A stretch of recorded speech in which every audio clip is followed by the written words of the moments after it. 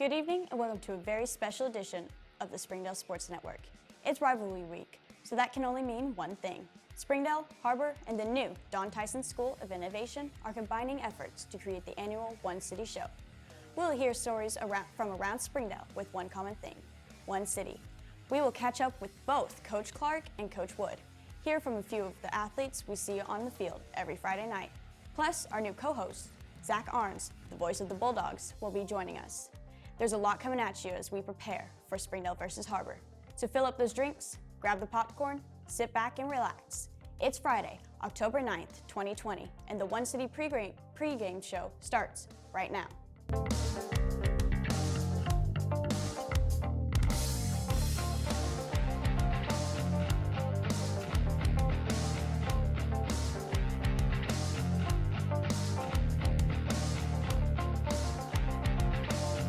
You may have heard him if you've tuned into any of the Springdale High School football or basketball games in the past 7 years. Zach Arns is the voice of the Bulldogs, and we can't think of anyone better and more dedicated to Springdale athletics than him. So kicking things off, we're going to go to Zach, who is standing by with Coach Clark. Zach. Thanks, Addison. Joining us now is head coach of the Springdale Bulldogs, Zach Clark. Great to see you. It's been a while since you and I have been together in a situation like this. I know it has. We haven't done it in a while, but appreciate it. Hard to believe we're 5 weeks into the season. We're third week of conference season. Got a very young football team on this side of town. Just sort of through the first half of the season, some of your first impressions. Well, you know, it's gone. I mean, we've been up and down like I thought we would, but hopefully, you know, now that we're at the midway point, we can start seeing a little more consistency. We've been really good at times and not so good others. So you know, it's been, but I like our team. You know, it's a fun group to coach, and you know, at times we can be really physical and be really good. Defensively, it's probably the best bunch that we've had since I've been in here, or since I've been here, and that's kept us in games, and we'll need to continue to play really well defensively. We'll start with the defensive side of the football, and then probably the guy that gets most of the headlines, Andre Sparks. He's one of those, I call him a dog chasing a car out there. I mean, he's just one of those guys, you know, see ball, find ball. He is, you know, and he can do a lot off the edge, rushing the passer. He's a more physical kid than he looks. Just pound for pound, he's probably the strongest guy that we've had. But he's just such an explosive player that when he's playing well, our defense plays well. This game, the Har-Ber game, is built for your middle linebacker, Trayvon Westbrook, 6'2", 250 pounds. I mean, he's just a destroyer in the middle. I mean, this is a game where he's got to be really, really excited. Absolutely, and this is you know, he's kind of a throwback player where you know, he's really good, especially inside the tackles. He's been playing lights out this year, has graded out. I mean, he's been our most productive player by far. And this game, you're right, it's kind of his game. Har-Ber's extremely physical; they always are, and that's kind of right up his alley. Another guy that I love is Luis Herrera. I mean, this is a guy that plays multiple positions along the defensive line. He's a guy that's sort of coming into his own. Every time there's a tackle for loss, it seems like 67's at the bottom of the pile. He is, you know, again, a strong kid. You know, a 3-year start. He started some as a sophomore, and then all last year has been our best and most experienced D lineman. And again, you know, he's having a great senior year, and I'm happy. You've got to pair corners. Twins, the Sparks twins. I can barely tell them apart from where we are, but they're really physical. They're not the biggest guys in the world, but they're extremely physical. And as they've gone along the season, it seems like they've gotten more into, you know, sort of coming into their own.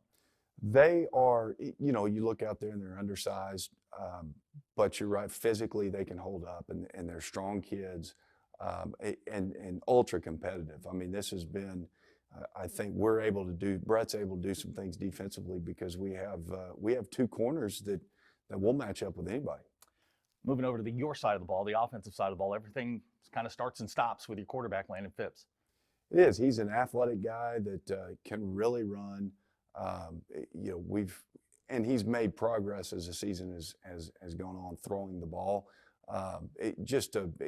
As he gets more comfortable, we've gotten better offensively.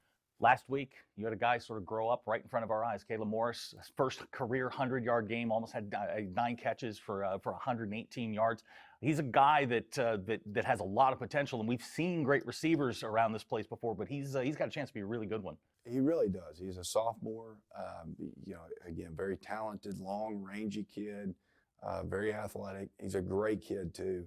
And we've kind of been waiting, you're right, for him to grow up, kind of easing him into the plan offensively, and couldn't have come at a better time. You know, we've been without Ladarius here for a few weeks, and really needed Kay to step up, and he's done that. Just sort of an overall view here, 5 weeks in. You've been doing this for a while. You've been here for a while. I mean, this team is starting to sort of find its groove a little bit. And with the way the West is this year, it's anybody's ball game. I think so. You know, I think especially right now, you know, it looks like Bentonville's kind of up there by themselves. And then everybody else is just kind of fighting for those next spots. And we certainly have to be much more consistent, I think is the word, than we have been to make a push. But if we do, there's been times when, you know, we've played as well as anybody else. And what's that magic, you know, button that we can push to get more consistent? You know, I don't know, but we're certainly working on it and getting closer. Coach is going to join us here later on in the show. We're going to take a quick timeout. Kickoff's getting closer. Don't go anywhere. You're watching Springdale Public Schools television. Presented by McLarty Daniel. Come see the largest pre-owned inventory in Northwest Arkansas. Whatever you're looking for, you'll find it in McLarty Daniel Country. With 800 pre-owned vehicles at 6 giant locations in Bentonville and Springdale, there's something for everyone. Plus, At McLarty Daniel, you're protected. drive worry-free for 7 years or 200,000 miles with the MD Pre-Owned Advantage. And when it's time to sell your car, we're ready to buy it, even if you don't buy from us. Have you visited McLarty Daniel Country yet? Visit us online at McLartyDaniel.com. Accidents are never planned. But no matter how small, every emergency that involves a child is a big deal. It's everything. That's why we're here. Arkansas Children's Northwest offers the only pediatric emergency room in Northwest Arkansas, with fast access, pediatric experts, and kid-sized care. Peace of mind when you need it most.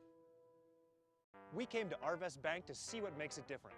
It's a community bank that really reaches out to the customers to make them feel special. I feel special every time I come in here. They want to be involved in the community and want to be part of the community. They support our university, our athletic department. They've told us that they could have a fleet of volunteers there to help this year if we needed. I see them at a lot of our Hispanic community events that we do. I can't think of another bank in the city that has such a big community presence as Arvest. Arvest Bank, our customers say it best.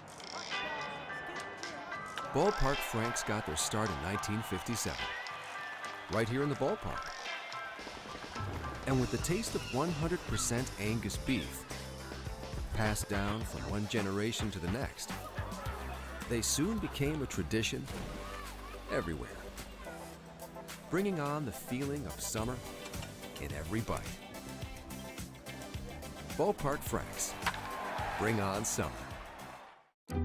Our 30 minutes or less ER service pledge means you'll find less waiting where it matters most. Faster care in the emergency room. The 30 minutes or less ER service pledge at Northwest Health System, Bentonville, and Springdale. Ozarks Go from Ozarks Electric Cooperative is leading the fiber revolution, connecting the divide with high-speed broadband access to close that gap. From cloud to cloud, post to post. From downtown to way out of town, to connect our customers to a world of blazing speed and access to absolutely everywhere. It's our customers connected and energized with Ozarks Go. On the counter, finds a hole, Garrett inside the 5, touchdown Springdale.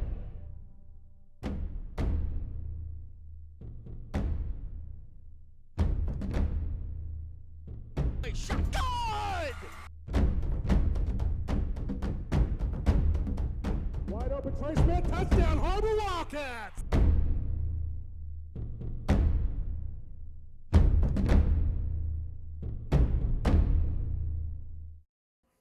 Welcome back, Wildcats. Joining us in the studio now is Coach Wood. Coach, Har-Ber versus Heritage. We finally get one in the win column. What were your takeaways from the game?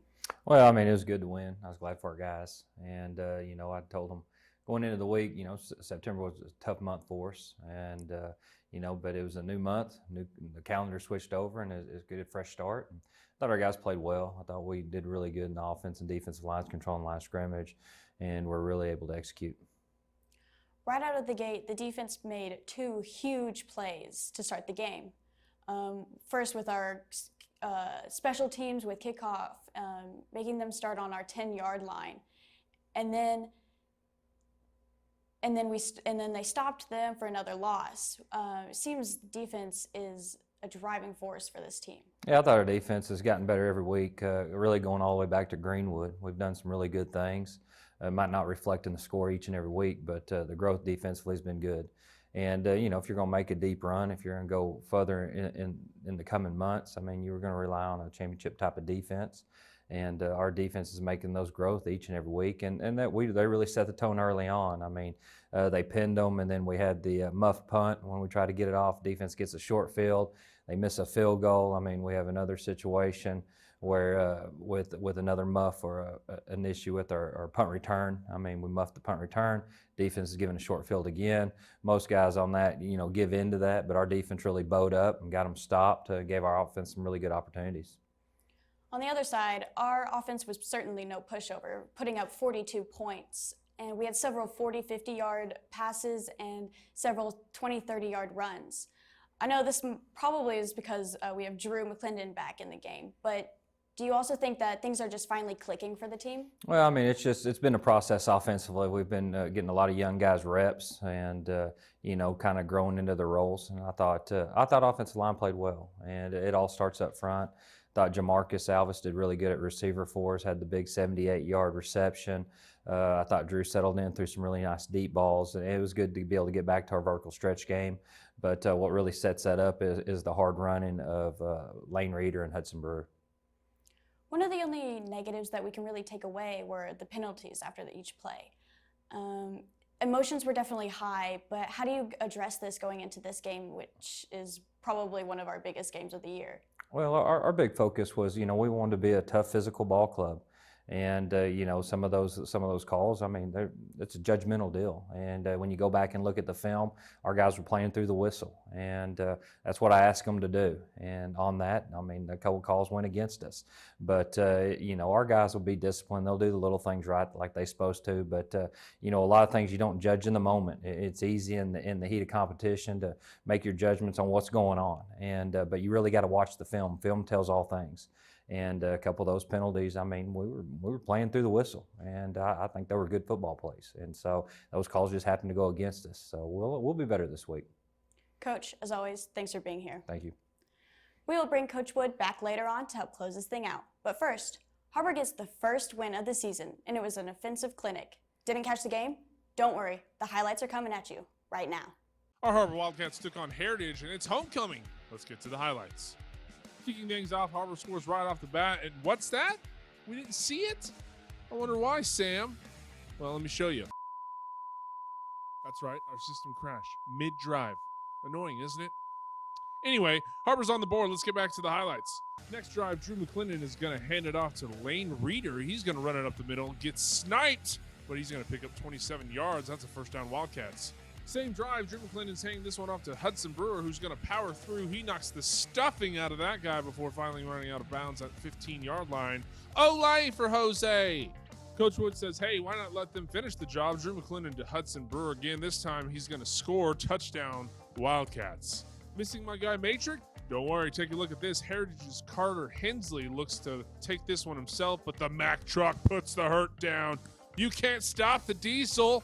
Drew McClendon is going to look to Peyton McKee. That's a 44-yard pass, and he's going to put on an extra 7 on top of that. We're moving sticks and picking up chicks. First down, Har-Ber. Drew McClendon takes the handoff. He's going to take this one himself. Whoop! You can't stop him. He's too powerful. He's like a piece of iron. Same drive here. Drew McClendon's going to hand it off to Lane Reeder now, who's going to take it in for the touchdown as he poses for the flex camp. Later on, second quarter action, Drew McClendon looking for Peyton McKee, but tip drill, number 14, Heritage. Cooper Bowman takes this one after a missed tackle and an illegal tackle in the back. Heritage is sitting on their 23-yard line. Heritage doesn't capitalize, and we're starting the third quarter now, and what do you know? A little starburst return courtesy of your very own Wood. Would you look at that? Lane Reader juking and driving a 50-yard return to kick off the third quarter. Same drive, Drew McClendon looking for Peyton McKee in the corner and nails it. Don't worry, you're going to hear a lot more about Peyton in this game. Heritage driving now. Carter Hensley looking for number 9, Nicholas Winter, and it's the revenge of Efren Chavez. Don't touch him. Don't even look at him. He's too strong. He's like a duck on water. Har-Ber driving now. Drew McClendon is going to look deep now to Hudson Brewer. That's a 45-yard pass, and Huddy B looking strong like bull. Same drive here, looking to capitalize. Drew McClendon to Lane Reader. He's going to go nearly untouched. Jansen Sanders comes in to celebrate. You want to go to Waffle House? Later on, Drew McClendon is going to connect with Peyton McKee and take a look at this. 1, 2, 3, 4, 5, 6, 7, 8 tackles before he is finally brought down. He's like the product of a baby Yeti mixed with a full-grown adult unicorn. Magical. It's the War Eagles' turn now, capitalizing on the only points of the night for them. Carter Hensley to number 7, Stephen March for the easy 6, but time is going to expire as Lane Reader takes the knee and the Sanders twins are buying short stacks all around. Har-Ber takes this one 42-6. Up next, it's Rivalry Week as the Wildcats take on the Bulldogs at Springdale. Be sure to tune in live for WCSN. I'm Nick Luttrell. Har-Ber finally gets the win after feeding Rogers Heritage 42-6 in both an offensive and defensive display. Will they be able to continue that display as they go into tonight's game against crosstown rival Springdale? Tune in after the pregame show to find out. In the meantime, we're going to take another quick commercial break, but stay tuned. When we come back, Zach Arns is standing by with Springdale Bulldog Trayvon Westbrook. Don't go anywhere. You're watching the Springdale One City pregame show. Catering provided by Dominators. Hello, my name is Donald Tucker. I'm the owner and award-winning pitmaster of bbqfunding.com. I'm here today to tell you we are the company that runs the last fundraiser you will ever need. For 15 years, I have competed across the country in competitions like Bikes, Blues, and Barbecue, as well as the American Royal. And now we want to use our talents to bring you competition quality, fully cooked, slow hickory smoked barbecue to meet all your fundraising needs. Through bbqfunding.com, we can show you how to raise all the money your team, organization, even your entire school. And what if I told you it only takes 1 minute a day? When was the last time you didn't have to worry about how you were going to pay for the things you needed, let alone the things you wanted? bbqfunding.com can deliver that for you. You don't have to carry around an order form, collect any money, handle any products, or go door to door. That's right, this fundraiser is also pandemic safe. Our team does all the work for you, and all you have to do is give us 1 minute a day. I want to personally thank each and every one of you for the opportunity to help continue to not only serve you, but also your community. My passion is serving others, and I'm dedicated to you and investing in your future. So take the leap and join the movement that is BBQ Funding.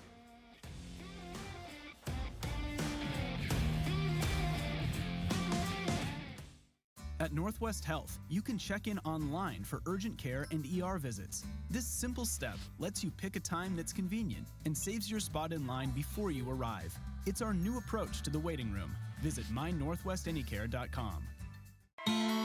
Nothing says game day like good friends and great food. And at Slim Chickens, we know great food.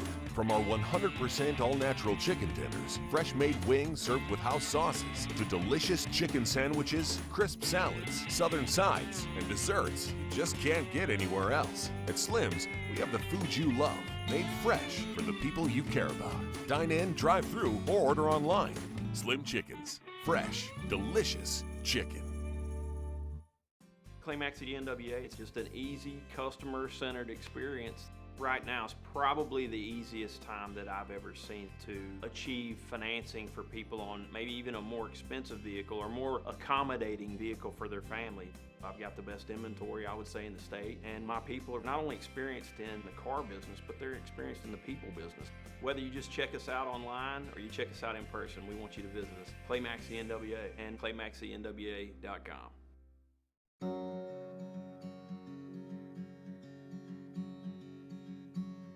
Hometown. That word still means something here. It means we're neighbors. We do the right thing. We care about your family. And you deserve the very best every time you walk in the front door. Har-Ber's, hometown fresh. I need new tires. What size of tire do I need? Will they have my size? Do I need an appointment? When can I get in? How long will that take? Can I drop my car off? Do I have to wait there? What will I do with my kids? Will they have a tire that fits my budget? Does buying tires have your head spinning? At Tire Tracks, we have all the answers built on over 20 years of local service.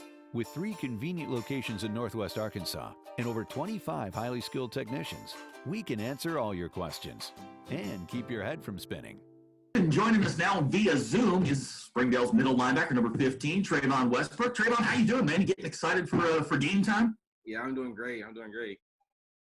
Trayvon, you're having a heck of a season. You lead the team in tackles, 48 stops so far. But one of the things I've noticed about the change in your game is you're getting your hands on a lot of footballs. You also lead the team in interceptions. Yeah. Mainly this year, I'm trying to be like a little bit faster, be more aggressive, and be more aware of my surroundings. So, yeah. You had what is a middle linebacker's dream earlier this year against Choctaw. You got right in front of a slant, and when ball hits your hands and you've got it in your hands and there's nothing but green turf in front of you, I mean, that's got to feel great. Yeah. It was great. It was great. I seen it. I seen the end zone. Nobody was in front of me. I just ran as fast as I could to get there. Pick 6 puts the game away against Choctaw. Now, I'll talk to you a little bit about the guys that play on either side of you. You got some real guys. I mean, some dudes. I mean, you got Peterson and Sparks on either side of you. How easy do they make your job and just basically finding the ball? Well, they're fast and aggressive. Like if I don't get there, time they're right there, having my back. They blow up holes fast. They make tackles. They just really aggressive, and they're smart too. They know their surroundings. They coach me up on things, and they're heck of players. They're really good. One of the things I've noticed about the way that Coach Hobbs uses you, especially, I mean, you're a big guy. I mean, you're 240 plus. I mean, you're literally the run stopper. You've got a guy in front of you in Luis Herrera who doesn't get a lot of the headlines because you make most of the tackles, but he's a guy that eats blocks in front of you, makes your job a little bit easier. Yeah, during the game, a couple of games, he told me, bro, it's like, bro, I'm going to go head on, eat up these blocks, and for you to make the tackles. My success comes from Luis. He really helps out a lot. He's like our X factor on the defense. He gets us going. Him and Nick, they're like our 1-2 punches for our defense. I want to ask you about rivalry games. I mean, you were part of the roster that won in 2018. Now, as a senior, I mean, it's your turn. I mean, you're kind of the guy on defense. You're the one everybody's kind of pointing to. How are you rallying? How are you getting this team prepared for what's literally, I mean, it's a huge rivalry game, not just for rivalry's sake, but in a conference. Yeah, everybody knows what's at stake this week. It's rivalry week. Har-Ber, we kind of have a grudge against Har-Ber. That's our rivals. We during practice, this practice we way more aggressive this week because we know it's at stake. We're really tough. So going this week, we're just being smart, being focused, really locked in, get ready for Har-Ber. I was talking to Coach Clark earlier this week, and he mentioned this is a game that's built for you. Like to run the ball downhill, and that means they're coming right at you. I mean, you got to get excited. I mean, this is a middle linebackers kind of game. Yeah, that's why that's more than anything I love, more than interceptions, honestly. I love to run. I love stopping the run. I love getting down, playing hill. I love playing fast and hard. But this game will be a big game for me and the defense to really tone it on their run. We're halfway through the season, 5 games into the 2020 season. Obviously, things are weird with the pandemic. But have you had a chance to kind of stop and go, man, this is going really fast, and this is it. This is my last shot at the Har-Ber Wildcats. I was like, coaches during meetings Monday, he's talking about like it's week 6 already. It flew by so fast, I didn't even notice. It's like we got 4 games left, 5 games left to playoffs. It's really moving fast, and we got you guys slow down a little bit and just take it all in while we have it. You're right in the middle of the conference hunt here. Tough loss last week to a really good Bentonville West team, a team that's considered maybe the second best team. Played them tough. I mean, what are we looking for here the next 5 weeks? What can we look for from Springdale, not just in the Har-Ber game, but going forward? We gotta be ready. We gotta be ready. We gotta be smart. We got these few games. There'll be tough games, or all conference games. We're ready for it. We're really honestly ready. If we just keep doing what we do, playing Springdale football, I think we'd be great this season. Close your eyes. Tell me, I mean, when you walk out there for the first snap against Har-Ber, I mean, they're going to run the pin and pull. They're coming right at you. I mean, that's your game. You've got to be so excited about this last shot at the Wildcats. Yeah. I know it's coming. We talked about it during film. They ran it over and over again. And that's my bread and butter. It's Choctaw. That's all I love to do. And I'm ready for it. Trayvon, thanks for joining us, man. I really appreciate you. Good luck tonight. We're going to take a quick break. Coming up on the other side of the break, we've got more One City pregame show. You're watching Springdale Public Schools Television. That was Zach Arns, the voice of the Bulldogs with Trayvon Westbrook, Bulldog middle linebacker and tight end. Springdale moves into tonight's game with 125 total offensive points, and you can bet Trayvon had a big part of that. Tonight's matchup puts the number 3 ranked Bulldogs against the number 4 Wildcats, and you can bet tonight will be a very physical and explosive game. Be sure to tune in live as we continue to provide you with all live event coverage. But until then, let's take another quick commercial break to hear from a few of our sponsors. But stay tuned. Up next, we have Har-Ber's Efren Chavez joining us in the studio. Don't go anywhere. The Springdale Sports Network will be right back. Presented by McLarty Daniel. If you want fast, easy, and affordable service, visit McLarty Daniel. Keep your vehicle running like new in our state-of-the-art service facilities. We know your time is valuable. Our factory-certified technicians with decades of experience will get you in and out and back on the road quickly. We service all makes and models at our 6 convenient locations in Bentonville and Springdale. Open 6 days a week. Visit McLartyDaniel.com to schedule your service appointment today.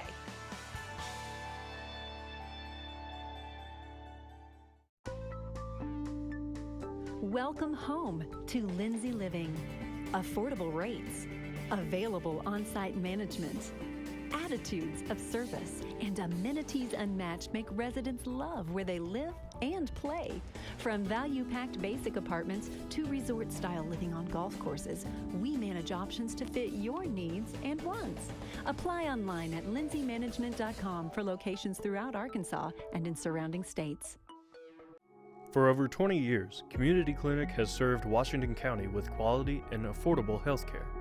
With 3 wellness centers in Springdale, located at Jones, George, and Elmdale Elementary, our services include primary care, pediatrics, prenatal, behavioral health, and physical therapy. We offer services in English, Spanish, and Marshallese so that we can help your family. The Community Clinic, healthy people, healthy community. Try the 3-and-3 meal at Slim Chickens. 3 hand-breaded chicken tenders paired with 3 perfectly fried wings, shaken in your choice of house flavors. Served with fries, Texas toast, and a medium drink. Slim Chickens. Fresh, delicious chicken. At Northwest Health, we've made it easier to schedule a doctor's appointment. Online scheduling for our primary care physicians lets you make an appointment at any time from anywhere. It's the new way to book your next visit. mynorthwestanycare.com.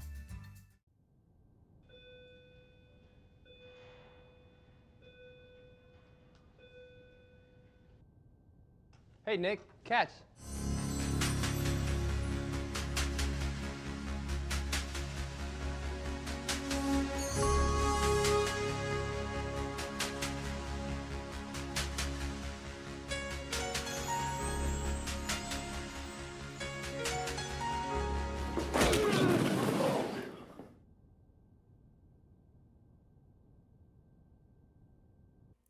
Welcome back, Wildcat Nation. Joining us in the studio is Efren Chavez.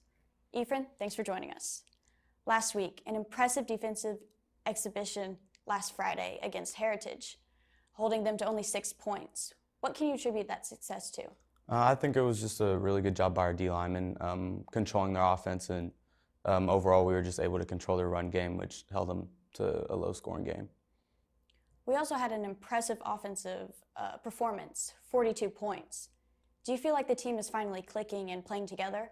Yeah, I feel like it's just getting more games under their belt. You know, I mean, a lot of them, they're not really familiar with each other. So I feel like the more games we go through and the more familiarity they have with each other, the better off they'll be. And I think it's showing. Crosstown rival tonight, Springdale at Springdale. For those that don't remember, last year Har-Ber took that one 49-10. Do you think it's going to be another big scoring game? Or do you feel like Springdale is a much tougher team and is going to put up a bigger fight?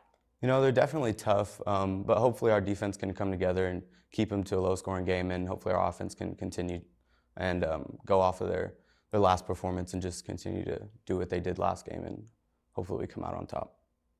I'm sure you've had time to see film, so what can we expect from Springdale tonight?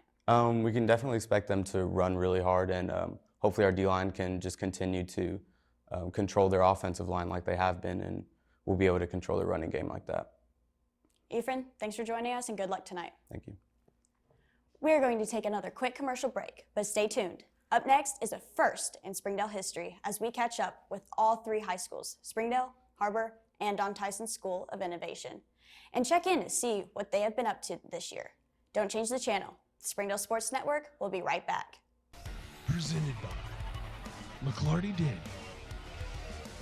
Come see the largest pre-owned inventory in Northwest Arkansas. Whatever you're looking for, you'll find it in McLarty Daniel Country. With 800 pre-owned vehicles at 6 giant locations in Bentonville and Springdale, there's something for everyone. Plus, At McLarty Daniel, you're protected. drive worry-free for 7 years or 200,000 miles with the MD Pre-Owned Advantage. And when it's time to sell your car, we're ready to buy it, even if you don't buy from us. Have you visited McLarty Daniel Country yet? Visit us online at mclartydaniel.com. When accidents happen, our 30 minutes or less ER service pledge can mean less waiting and faster care. The 30 minutes or less ER service pledge at Northwest Health System Bentonville and Springdale. Choose the Wellness Centers at Springdale Schools. The Wellness Centers in Springdale are perfect for students and teachers. Teachers can go during their planning period, and parents don't have to miss work for students to receive medical care. Offering sports physicals, kindergarten physicals, vaccinations, well child checks, acute care, and more. Wellness centers are located at a school near you.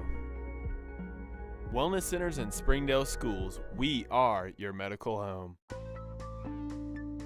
Welcome home to Lindsay Living.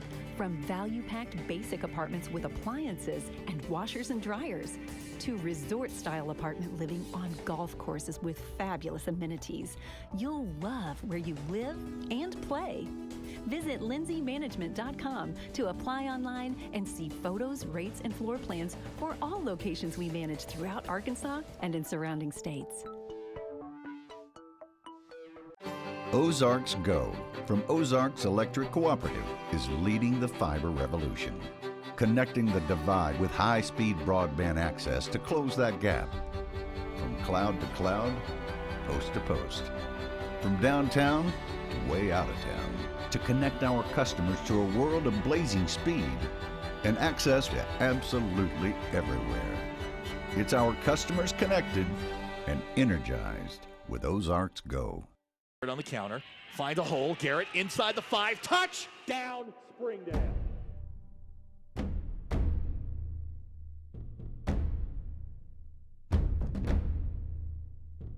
Shot, good! Wide open, Trey Smith, touchdown, Har-Ber Wildcats!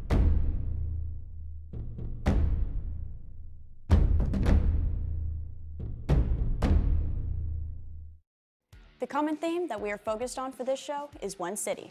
Our athletic director, Wayne Stellick, said it best. We are many schools, but one community. So staying with that theme, we're going to check in with Jeanette Moreno and Springdale High School as they give us a little insight as to what they've been up to this year and their feature story that made national headlines. Jeanette? Thank you, Addison. Last school year, students in advanced TV were given a word and then had to produce a visually driven piece that would define the word. They would have to produce an experimental film. Daniela Zaragoza and Teresa Gallegos received the word collect. In their experimental film, they showed the frustration a person has when suffering from Alzheimer's. They have collected the memories, and yet the memories just become pictures of unrecognizable faces. Sit back and enjoy Collect.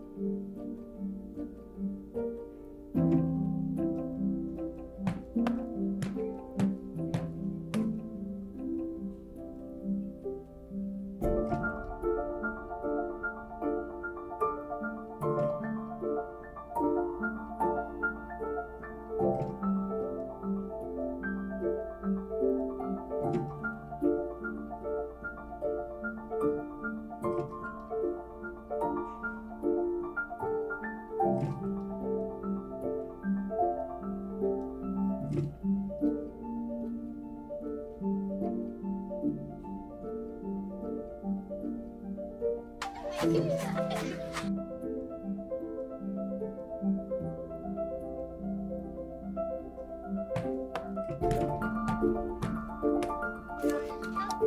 tell you later. Hey!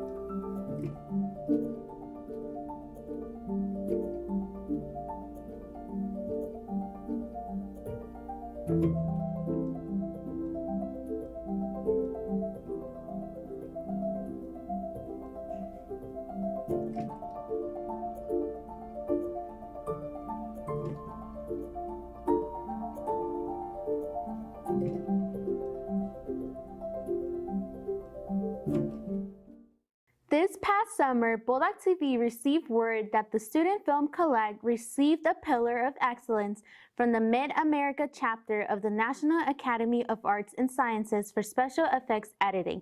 Congratulations to Daniela and Teresa for a job well done. Bulldog TV looks forward to bringing you more stories this school year. Back to you, Addison. Thanks, Jeanette. Now our next story comes from right here at Har-Ber. Athletes aren't the only ones who are facing a tough routine when it comes to group participation. Choir and especially band are among those as well, which you may have seen during halftime this past home game. There are certain restrictions and guidelines in place that prohibit practice, what you can or can't do during performances, and even those memorable concerts held each year. Our crew went behind the scenes to bring you the inside story. Take a look. The Springdale Har-Ber High School Wildcat Marching Band. Yeah, so with COVID, everything's changed. But like we mostly try to focus our mindset on the things that we are allowed to do instead of the things we're not allowed to do. So this year, like most of our games are kind of gone. We only have 4 more to perform at. And then our assessments and like contests, those are like out because they get a little too crowded with everyone. But we do get to play at the football games, which is plus side to like all this stuff. Although the Har-Ber Marching Band has had many obstacles this year because of COVID, they are still persevering and trying their hardest every day. The guidelines are actually quite restrictive, and you know we're following every single one of them. So we're trying to just roll with it. The marching band is actually not moving. We've picked the hardest music that we've throughout our history. Our show this year is the greatest hits of Har-Ber. And so we're doing the hardest stuff that we've ever done playing-wise because we're not having to move. Even though the limitations for the band have hindered their performances, Mr. Ford still sees this as an opportunity for growth and leaves the band every day with one common message. Make sure to have fun while you're in it, but get things done. Practice a lot, as much as you can, anytime you can, and you'll get through it. We're not moving, but we're playing and we're looking for opportunities wherever we can find them. Springdale Schools is the largest school district in all of Arkansas. With over 21,000 students in the Springdale School District, the leadership team realized it was time to implement changes and stimulate innovation. Under Superintendent Dr. Jim Rollins, he helped create the Don Tyson School of Innovation, which challenges students to be forward thinkers and, well, for lack of a better term, innovated. Our newest addition to the television productions family is the Phoenix television program, and it just so happens that Antonio Dixon and Jamie Barroso are standing by to bring you a story on a sports team that is not letting COVID-19 stand in their way. Thank you, Addison. We here at DTSOI are so happy to be included at the One City Show event. My name is Jamie Barroso. And my name is Antonio Dixon. Our Phoenix TV students wanted to share a special event that occurred here at SOI for our esports team late September. Let's take a quick look. Summer Showdown Tournament is run by Play Versus, who partners with AAA to run the esports league in the state of Arkansas. They're running a national tournament separated into 8 regions. We definitely had a lot to work on with our communication and our team play, just being more aware of what's going on in the middle of the game. And I feel like when we went on lockdown, we had a lot of opportunities to scrimmage and practice teams all over the country. Our current standing of being top 8 in the nation of the participating high schools, I think it would put us high on the these are really good teams from a really good school. It would bring a lot of publicity to the school. There'd be a lot more like respect for our team. Get important plays, like things that would be considered playmaking that the pros would do. This could be it! It's going down! And Fun plus Phoenix are your world champions! We would try and find ways to incorporate that into our games, focusing on the minor problems and seeing what pros would do to remedy those problems and try and see if we can either replicate that or find our own ways to do it. Professional players and stuff, they're really popular. They feel like they would want to have like that same kind of popularity. They would want to feel like good at those kinds of games, because you would see as a pro as like they know the best. So in their minds, they're thinking this is a chance to become like them. They're like role models. And to finally get the actual win on the board in front of the European crowds, that would be the dream. So I think just us making a splash up here, if we're able to win this tournament, make a name for ourselves up here in Northwest Arkansas, it'll just bring more attention to esports in the region, and we'll just be a part of that story. Both teams being in the top 8, it feels really good. It feels like we're in a really good place. And so to have 2 really competitive, good teams like that, it'll just help us even more because we'll be able to play against each other more often, focus on our strengths and weaknesses, and just have open communication with each other about things we need to work on as a team or as a whole. Yeah, I just think sky's the limit this year for the season. To start things off in a moment, they head to the central United States, where it will be LFA Orange versus Phoenix Rising, or Lake Forest Academy versus Don Tyson School of Innovation. Able to find it, the flash into the rage cage. Oh no! Prince gets stunned. Ekula falls down as well, and constant support with the constant damage was to take out Lake Forest Academy this time. Ocean Point go over to Don Tyson. Caitlin's on me. I'm going in on Caitlin. Dude, I got a 5-man hold. That's...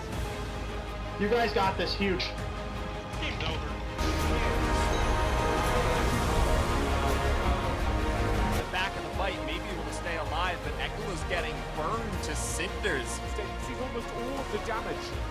And he's Beautiful gone. culling, and the engage in the middle of the fight of into the back line. Shove it, follow it up.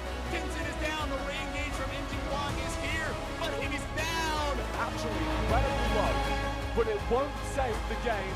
Don Tyson in game 3 pick up the 2-1 win. Congratulations to our SOI esports team. Yes, a job well done. Now let's hand it back to Addison at the One City Show event. Thanks, Antonio and Jamie. You've just heard from Springdale High School, Har-Ber High School, and our newest addition, Don Tyson School of Innovation. COVID-19 may have an increasing strain on athletics and academics as a whole, but rest assured that we are still continuing to capture content from around the district. Be sure to subscribe to the Springdale Public Schools YouTube channel to keep up to date with content from not only the 3 high schools, but also 31 schools across the district. Let's take another quick commercial break, but stay tuned. When we come back, Zach Arns is standing with Coach Clark as we get into Har-Ber versus Springdale. Don't go anywhere. The Springdale Sports Network will be right back.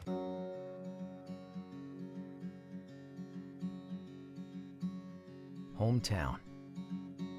That word still means something here. It means we're neighbors. We do the right thing. We care about your family. And you deserve the very best every time you walk in the front door. Harps. Hometown fresh.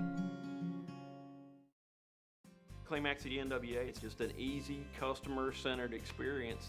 Right now is probably the easiest time that I've ever seen to achieve financing for people on maybe even a more expensive vehicle or more accommodating vehicle for their family. I've got the best inventory, I would say, in the state, and my people are not only experienced in the car business, but they're experienced in the people business. Whether you just check us out online or you check us out in person, we want you to visit us. Climax the NWA and climaxthenwa.com. The Springdale Chamber of Commerce is among the top 1% of chambers in the nation to be honored with a 5-star rating by the U.S. Chamber of Commerce. We work each day to make our members more profitable through programming and events that strengthen our economy, help to create jobs for a growing population, and support the needs of a diverse community. We make Springdale a better place to live. Learn more about the Chamber and Springdale by visiting our website, springdale.com. During the Great Depression, nothing came easy. But with just 5 cents, an old truck, and a load of hay, John Tyson and his family found a way to deliver quality chicken to other hardworking people. Today, Tyson continues to find new ways to help put a chicken in every pot. Because people deserve farm-raised chicken of the highest quality. At Tyson, we remain committed to this simple promise: to always keep it real, to always keep it Tyson. Hey Northwest Arkansas, Lara here at Sam's Furniture. If you're looking for new furniture, we have over 170,000 square feet selection at everyday low prices and same-day delivery available. But the best part is that we love to serve our community. So when you buy at Sam's, part of your purchase goes to support one of the many amazing organizations that we have been blessed to partner with. Serving others, especially those in need, is our culture here, and we hope that you'll be a part of that too. Arkansas's largest furniture destination, get it at Sam's. Ozarks Go from Ozarks Electric Cooperative is leading the fiber revolution, connecting the divide with high-speed broadband access to close that gap. From cloud to cloud, post to post. From downtown to way out of town, to connect our customers to a world of blazing speed and access to absolutely everywhere. It's our customers connected and energized with Ozarks Go. Welcome back to the One City pregame show. Coach Zach Clark's back with us, and we're going to take a deep dive into tonight's game. And Coach, this game every year, it's one of the more physical games you play, and it's one of those games that on a Monday, everybody's radar goes up because it's certainly a big game for both teams. Right. I mean, it's obviously a rivalry game, but more than anything, when you play Har-Ber, it's going to be a physical game. And this is one of their best offensive and defensive fronts that they've had. Just really talented, really good, but above all else, I mean, we got to talk to our guys all week. We're going to harp on it, how physical it's going to be. It's one of those games where you got to keep your emotions in check, from coaches to fans to players. It's one of those games that, especially in the first couple of minutes where you just want everybody, once the first hit happens, everybody's okay, but leading up to it, keeping your guys in check. Right. I mean, that's with any big game, you worry about, your emotions getting away from you. And you just have to weather it enough and handle it enough to where, once, whether it's 2-3 minutes into the game, when things settle down and you start playing a normal ball game. What do you see from Har-Ber? I mean, obviously the physicality is something that sort of stands out, but this is a little younger team than they've had in the past couple of years. It is, but it seems like each program has an identity, or the good ones certainly do, and it looks like, a Chris Wood team. I mean, they're very physical, very good up front. They've got some receivers out on the edge, but he's gotten back to, when they're rolling, when they're throwing those quick screens and getting in front of the sticks, and then it seems like they roll in, a running back I know they've got a sophomore, but the guy's a load, and he looks like a Har-Ber running back where he's going to get you 4, 8, 9 yards a pop, it seems like, and stopping him certainly on first down is a big deal. Talking about your defense a little bit, after the game in Van Buren where you gave up 48, it's been defense has been pretty much lights out. Given up 55 points in the last 4 games. That's sort of what you're leaning on now. Is that what you expect, a low-scoring game tonight? Right, which, until the fourth quarter at Van Buren, the defense really gave up 14 and, leading up to them. But I feel like we've had one bad quarter defensively, and other than that, those guys have played lights out, and we're going to need them to. We're going to need offensively to possess the ball and move the chains more than we have, but we're going to have to lean on our defense, and we have, and those guys have played extremely well, and it'll be a good challenge. Your offense is obviously, you're going to the wishbone this week and cram it in 11 in the box. Now, I mean, the offense this has sort of struggled. Your identity has been on the ground, big offensive line. Is that where we're sort of seeing this going, leaning on that offensive line a little bit? We need to, and we need to be able to run it. Not 300-400 yards a game, but we need to run it better than we did against Bentonville West. I mean, we've harped on that, where we can't line up and have to throw.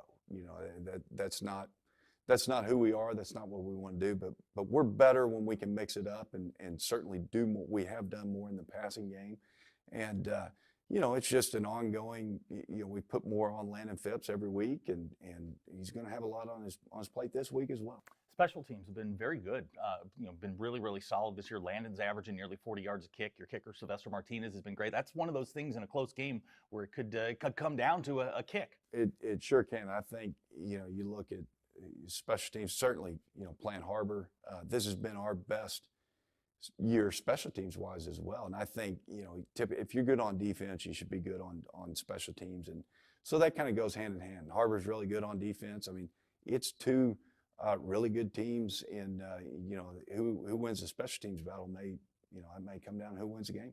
That concludes our portion of the One City pregame show. Coach, thanks for joining us. Kickoff is right around the corner, but don't go anywhere. Coming up after the break, Addison sits down with Coach Chris Wood. You're watching the One City pregame show. Arkansans appreciate community. We work and raise families, care for our neighbors, and come together in good times and bad. At First Security, that local strength is what we love best about our home state. There is commitment here, and heart, and hope.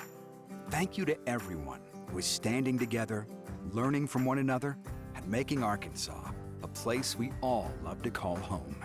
We're proud to be your community bank. Hey Northwest Arkansas, Lara here at Sam's Furniture. If you're looking for new furniture, we have over 170,000 square feet selection at everyday low prices and same-day delivery available. But the best part is that we love to serve our community. So when you buy at Sam's, part of your purchase goes to support one of the many amazing organizations that we have been blessed to partner with. Serving others, especially those in need, is our culture here, and we hope that you'll be a part of that too. Arkansas's largest furniture destination, get it at Sam's. During the Great Depression, nothing came easy. But with just 5 cents, an old truck, and a load of hay, John Tyson and his family found a way to deliver quality chicken to other hardworking people. Today, Tyson continues to find new ways to help put a chicken in every pot. Because people deserve farm-raised chicken of the highest quality. At Tyson, we remain committed to this simple promise: to always keep it real, to always keep it Tyson.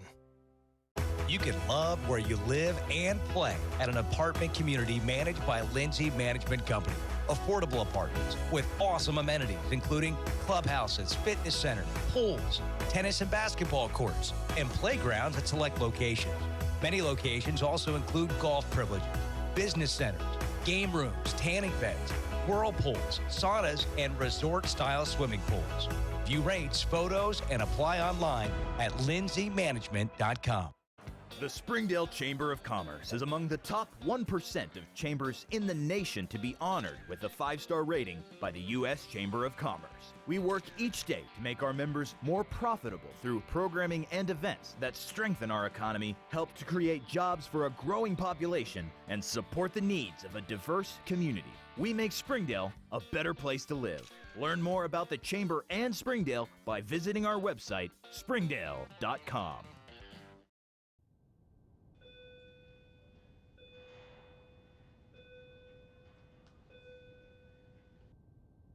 Hey, Nick, catch.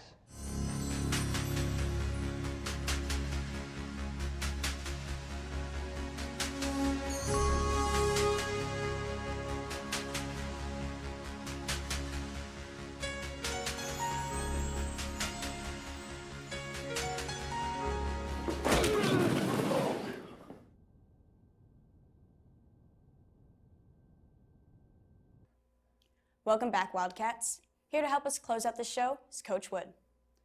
Coach, Rivalry Week. The Springdale versus Har-Ber game has been pretty heated the past couple years.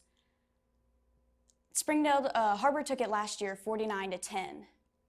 But do you think we're looking at a completely different Springdale team this year?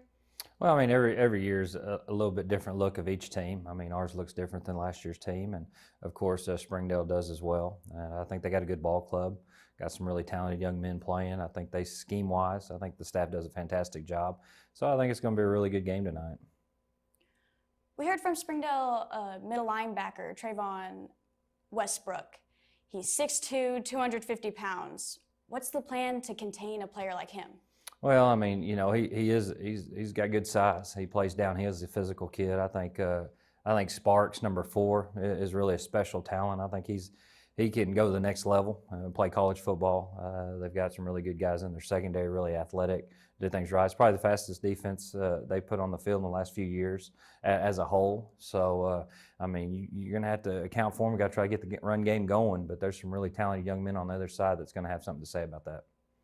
We heard briefly at the beginning of the show from you about penalties, and we talked a little bit about that, but how do you make sure our players' emotions are in check for tonight's game? Well, I think really you look back over our history when we do play Springdale. Our guys, both programs play the game the right way. Now, they'll play hard and they'll play physical and they'll get after it, but it's clean football. I mean, it's physical. They get after it, but it's clean football. So I'm really not worried about that tonight because our guys have such respect for the game and this series and this rivalry, and they know these guys, and they're going to play hard, but I think it's going to be done the right way. Coach, what can we expect from Springdale tonight? Well, I think offensively, you know, they got a really dynamic quarterback that's a dual threat, can run it and throw it. They got a really solid running game that they like to run the power, the gap scheme, give you some counters. Then you're going to see the quarterback run the ball tonight. Got a couple of receivers that they can distribute the ball to and spread you out. And then defensively, like I said, they're very fast, they're physical, they play downhill. So I think it's a well-coached ball club, and it's going to be a heated game for both of us trying to get to 2-1 in conference play. Now, we heard from Coach Clark just a few minutes ago that he said the key to the success of this game would be the special teams battle. In your own words, what do you think Har-Ber needs to do to take home a win tonight? Well, I think it's going to be one really in the trenches, offense and defensive line. I mean, we've got to win the line of scrimmage, and you got to establish the run. Whichever team can establish the run, control the line of scrimmage, I think has a really good chance of winning this football game tonight. Coach, thanks for being here, and good luck tonight. That's going to do it for our annual One City Special. For Superintendent Dr. Jared Cleveland, Athletic Director Wayne Stellick, and on behalf of Springdale's Zach Arns, Jeanette Moreno, John Tyson's Antonio Dixon, and Jamie Barroso, I'm Addison Whitney. Up next is Kickoff. We'll see you next week.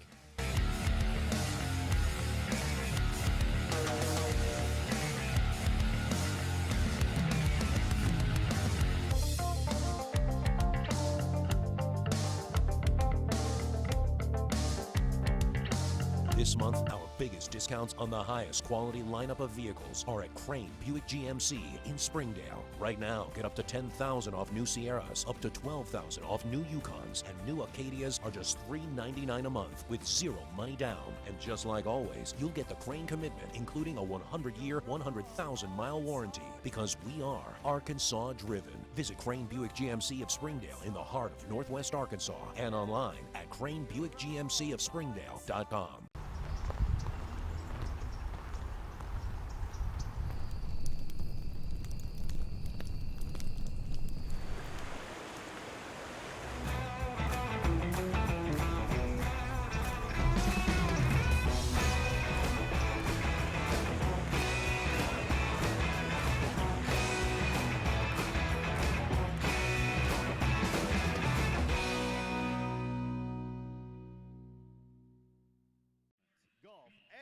Estate.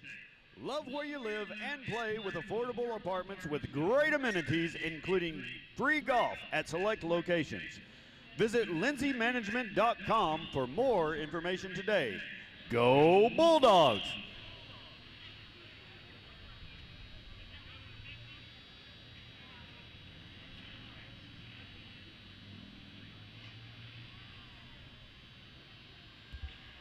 Springdale Athletics is proud to welcome Aramark to our family of sponsors. Aramark is focused on enriching the lives of millions all over the world, providing a wide range of services including food, facilities, and uniforms. We serve world champion sports teams, Fortune 500 companies, state-of-the-art healthcare providers, and the world's leading educational institutions. Every day we dream of ways to do it better through our commitment to innovation and our passion for excellent customer service. We dream, we do, that's the Aramark difference. Go Bulldogs! Ladies and gentlemen, it is senior night at Gerald Williams Bulldog Stadium. Please join me in welcoming the 2020-2021 Springdale Bulldogs seniors.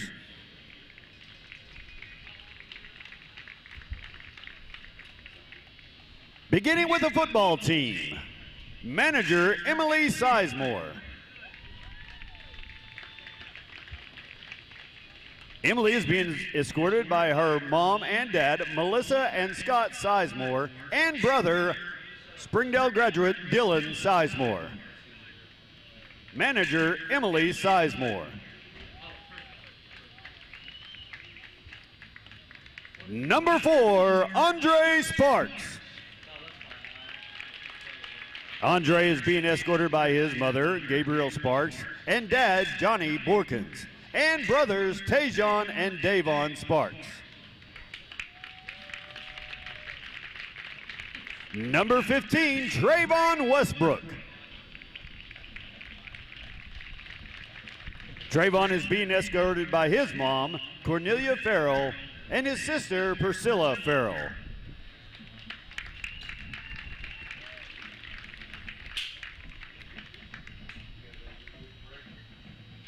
Number 19, Asael Manjarez. Asael is being escorted by his mom, Maricruz Manjarez, and his dad, Joselius Manjarez, his sister, Jacqueline, Carmila, and Abigail Manjarez, and brother, Mateo Manjarez.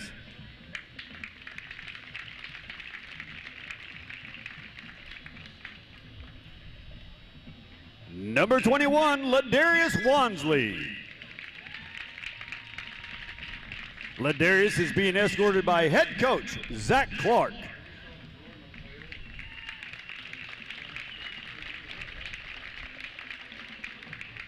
Number 22, Gilberto Dominguez.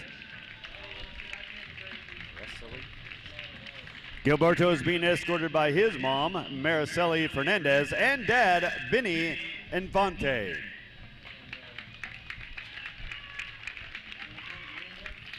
Number 25, Andrew Peterson.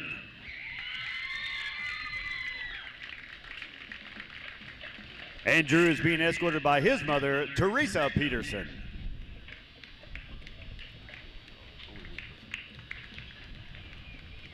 Number 44, Omar Cruz.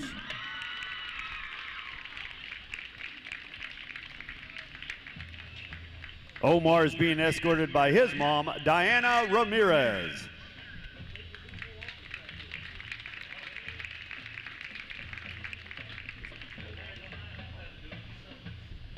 Number 51, Tristan Pollard. Tristan is being escorted by his father, Jim Pollard.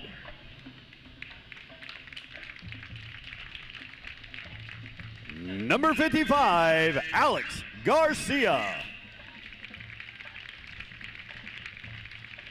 Alex is being escorted by his mom, Norma Garcia, and dad, Lupe Garcia. Number 61, Alexis Rojas.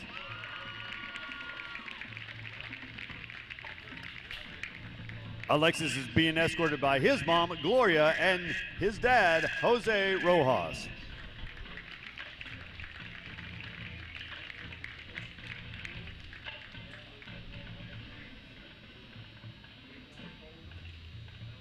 Number 67, Luis Herrera.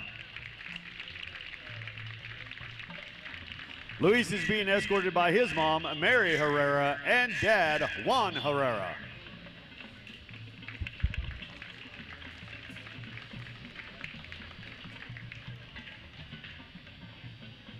Number 72, Isai Arrojo.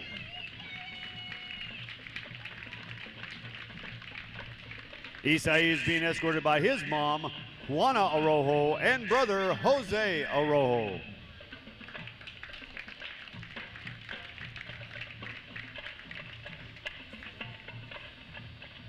Number 77, Jesus Alvarez. Jesus is being escorted by his mom, Leticia Caballero, his dad, Ernesto Alvarez, and his brother, Giovanni Alvarez.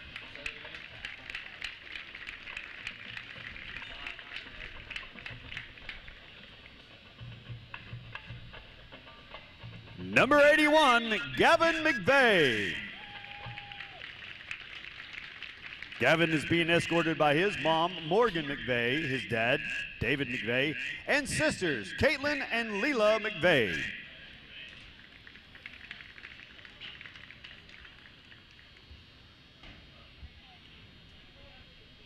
Number 99, Sylvester Martinez.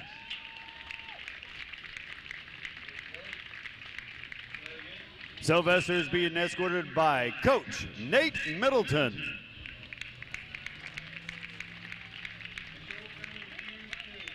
And now introducing the 2020-2021 cheer team. Colby Bowman. Colby is being escorted by Jessica Madewell and Eddie Bowman.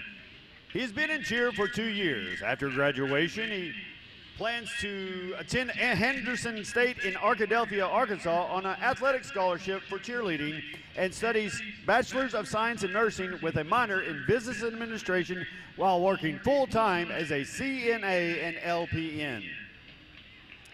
Cameron Bowerman. Cameron is being escorted by Christy Burkett and Kevin Bowerman. Cameron has been in SHS cheer for 3 years.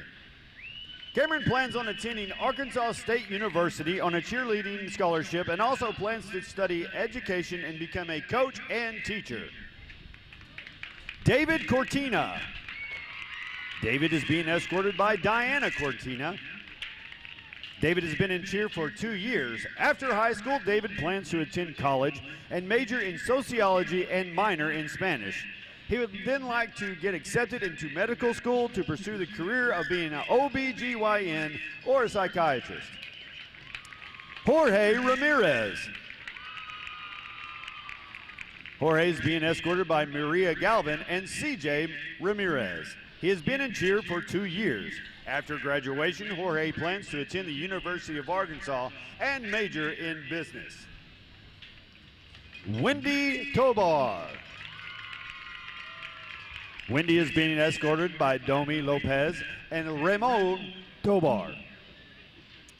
She has been in cheer for 3 years. After high school, Wendy plans to attend the University of Central Arkansas and major in biology to receive her Bachelor's of Science and proceed to become an orthodontist. Monica Granados.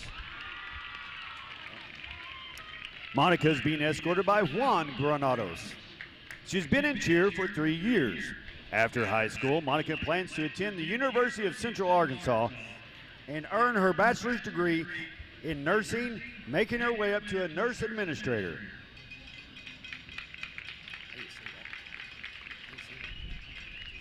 Giselle Maldonado. Giselle is being escorted by Baldo and Lady Maldonado. She has been in cheer for 3 years.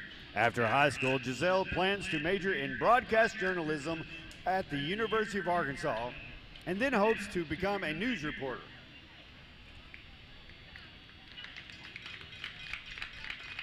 Natalie Fumavong. Natalie is being escorted by Patuma Fumavong. She has been in cheer for 2 years.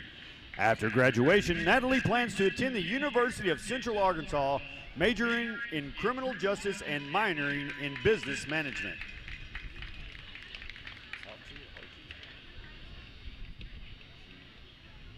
Paige Gee. Paige is being escorted by Shauna and Stephen Rohr. She has been in cheer for 3 years. After graduation, Paige plans to attend Kansas State University and major in animal biology and eventually earn her doctorate of veterinary medicine degree. Bailey Barnes. Bailey is being escorted by Jenny Barnes. She has been in cheer for 1 year. After high school, Bailey plans to attend Ole Miss in Oxford, Mississippi, majoring in nutrition and dietetics. Daisy Lopez.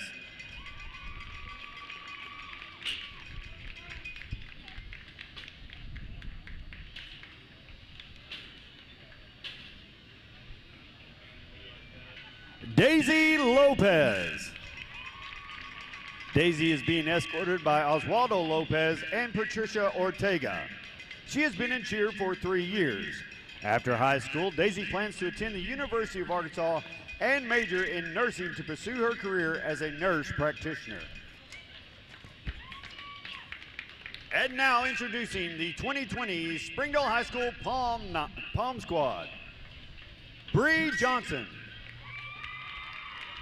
Bree has been a member of the Springdale High School Palm Squad for 3 years and is also a member of the SHS Medical Academy. After graduation, she plans to attend NWACC and UCA for nursing and pursue a career as a pediatric physician therapist. Bree is escorted tonight by her mom, Melinda Fincher, and her dad and bonus mom, Sean and Amy Johnson.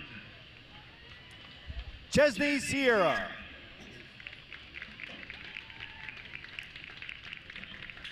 Chesney has been a member of the SHS Palm Squad for 3 years. She also runs track and holds the school record for girls pole vault. After graduation, she plans to attend the University of Arkansas and start a career in business. Chesney is escorted by her mom and brother, Elba and Elazar Lobaton. Clarissa Lujo. Clarissa has been a member of the SHS Palm Squad for 2 years, track team for 3 years, and band for 3 years.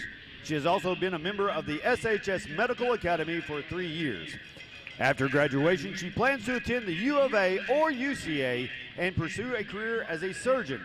Clarissa is being escorted by her father, Leonardo Lujo. Delaney Ciapella. Delaney has been a member of the SHS Palm Squad for 1 year and was on the SHS cheer team for 2 years. After graduation, she plans on going to college and majoring in psychology. Delaney is being escorted by her mother, Nadia Kumfungavong. Diana Pacheco. Diana has been a member of the SHS Palm Squad for 3 years and the International Baccalaureate program for 2 years. After graduation, she plans to attend Tulsa University to pursue a business degree focusing on marketing and supply chain management. Diana is being escorted by her father, Ruben Pacheco, and her 2 brothers, Christian and Ruben Pacheco Jr. Emily Barriento. Emily has been a member of the SHS Palm Squad and the Law Academy for 3 years. After graduation, she plans to attend college and earn her degree in criminology and forensic science. Emily is being escorted by her cousin, Christopher Wakefield. Karen Settleball. Karen has been a member of the SHS Palm Squad for 3 years. She has also been a member of the SHS Choir for 3 years. After graduation, she plans to attend the University of Arkansas and become a teacher. Karen is being escorted by her mother, Emilia Sandoval. Lily Brewer. Lily has been a member of the SHS Palm Squad for 3 years. After graduation, she plans to attend the University of Denver for a PhD in psychology and pursue a career in counseling and establish her own facility where teens learn how to manage life's trauma. Lily is being escorted by her aunt and uncle, Angie and Greg Landers. Peter Viaja. Peter has been a member of the SHS Palm Squad for 3 years and is also the creative director for the team's Instagram page. Peter is still finalizing plans after graduation, but hopes to continue using his unique talent and creativity when choosing his career path. Peter is being escorted by his mother, Juanita Bejaja. Sydney Weatherman. Sydney has been a member of the SHS Palm Squad and the Lady Bulldogs basketball team for 3 years. After graduation, she plans to attend college to major in speech pathology or sociology. Sydney is being escorted by her parents, Jeff and Shanice Weatherman. Tanya Soto. Tanya has been a member of the SHS Palm Squad for 3 years.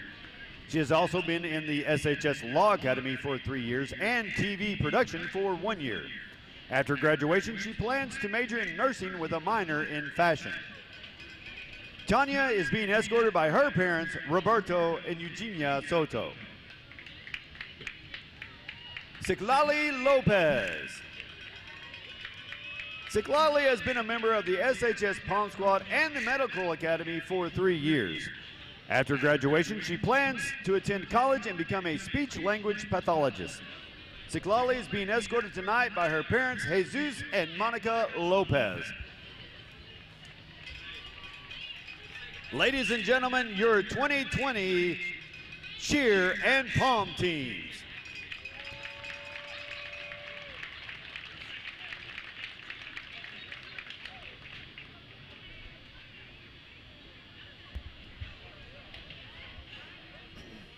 Big drink of water.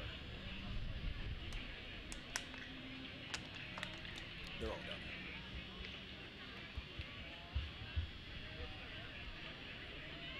done. Ladies and gentlemen, could I direct your attention to the 50-yard line for a special presentation. In 2015, the Springdale Athletic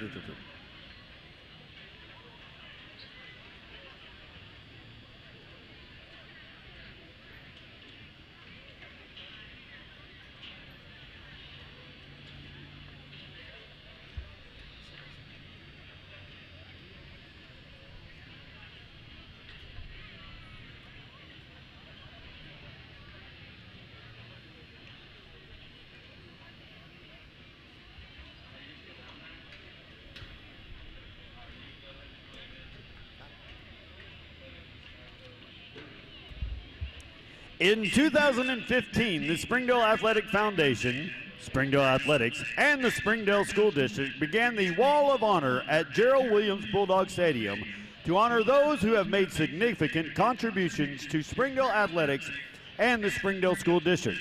Tonight, we are proud to say thank you to Mr. Hartzell Jones and Dr. Jim Rollins for their service and the lasting impact they have had on our community.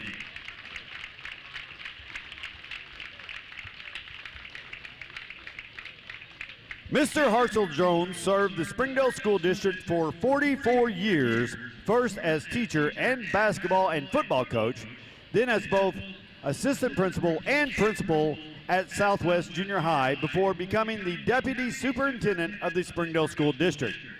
During his tenure as deputy superintendent, he was instrumental in the hiring of more than 1,500 teachers. Mr. Jones has always been a huge supporter of Springdale athletics through many changes and expansions, including the opening of Har-Ber High School. He enjoyed attending games, watching his two stepsons and now his grandson compete for Springdale schools. With great respect for his many years of service, the gymnasium at Lakeside Junior High was named in his honor. Joining Mr. Jones on the field tonight are his wife, Dr. Marcia Jones, son Trent Jones, grandchildren Ross and Ramey Jones, and stepsons Jacob Hayward and Jacob Hayward. Mr. Hartzell Jones.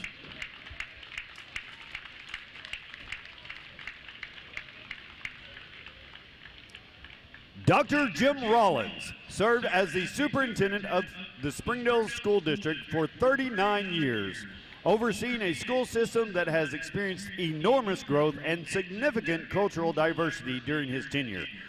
Under Dr. Rollins' visionary leadership, the schools, students, and educators of Springdale have achieved both state and national honors, and the Springdale School District is not only a leader in the state of Arkansas, but a model for the nation. Dr. Rollins has been honored as the Arkansas Superintendent of the Year twice and has served as the president of many professional organizations, including serving twice as the president of the Arkansas Association of School Administrators. He was selected by the Winthrop Rockefeller Foundation as one of its 40 Leaders for Arkansas honorees. He was featured in Money Magazine as one of 50 money heroes across the nation for his efforts to promote economic education in the public schools, and was featured in Education Week magazine as one of its leaders to learn from. And as such, he participated in a national conference of educational leaders conducted in Washington, D.C. Dr. Rollins is joined on the field tonight by Miss Beverly Carlton, his son, Dr. Joe Rollins, and wife, Paige, and grandchildren, Kinley, Jacob, and Adeline. Ladies and gentlemen, Dr. Jim Rollins.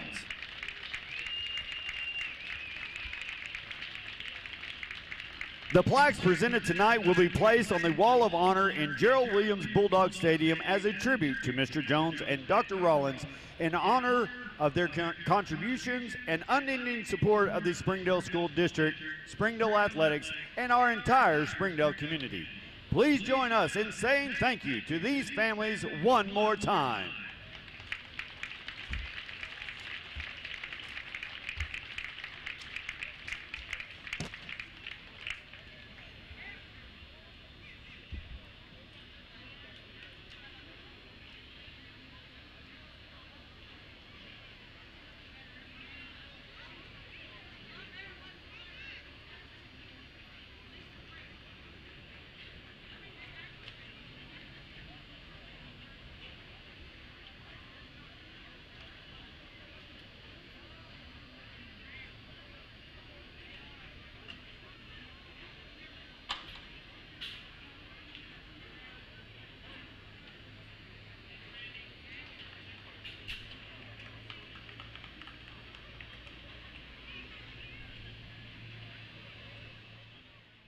During the Great Depression, nothing came easy.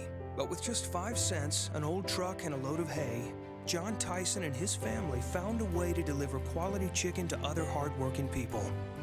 Today, Tyson continues to find new ways to help put a chicken in every pot. Because people deserve farm-raised chicken of the highest quality. At Tyson, we remain committed to this simple promise: to always keep it real, to always keep it Tyson. At Farmers Insurance, we've seen almost everything, so we know how to cover almost anything, even a rock and wreck.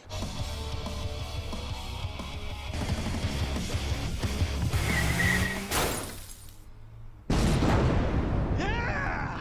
He rocked and rolled right into it, but we covered it. At Farmers, we know a thing or two because we've seen a thing or two. We are farmers. Bum, bum, bum, bum, bum, bum. Call me, Bill McCain, to get smart about discounts. 751-7070. Hey Northwest Arkansas, Lara here at Sam's Furniture. If you're looking for new furniture, we have over 170,000 square feet selection at everyday low prices and same-day delivery available. But the best part is that we love to serve our community. So when you buy at Sam's, part of your purchase goes to support one of the many amazing organizations that we have been blessed to partner with. Serving others, especially those in need, is our culture here, and we hope that you'll be a part of that too. Arkansas's largest furniture destination, get it at Sam's.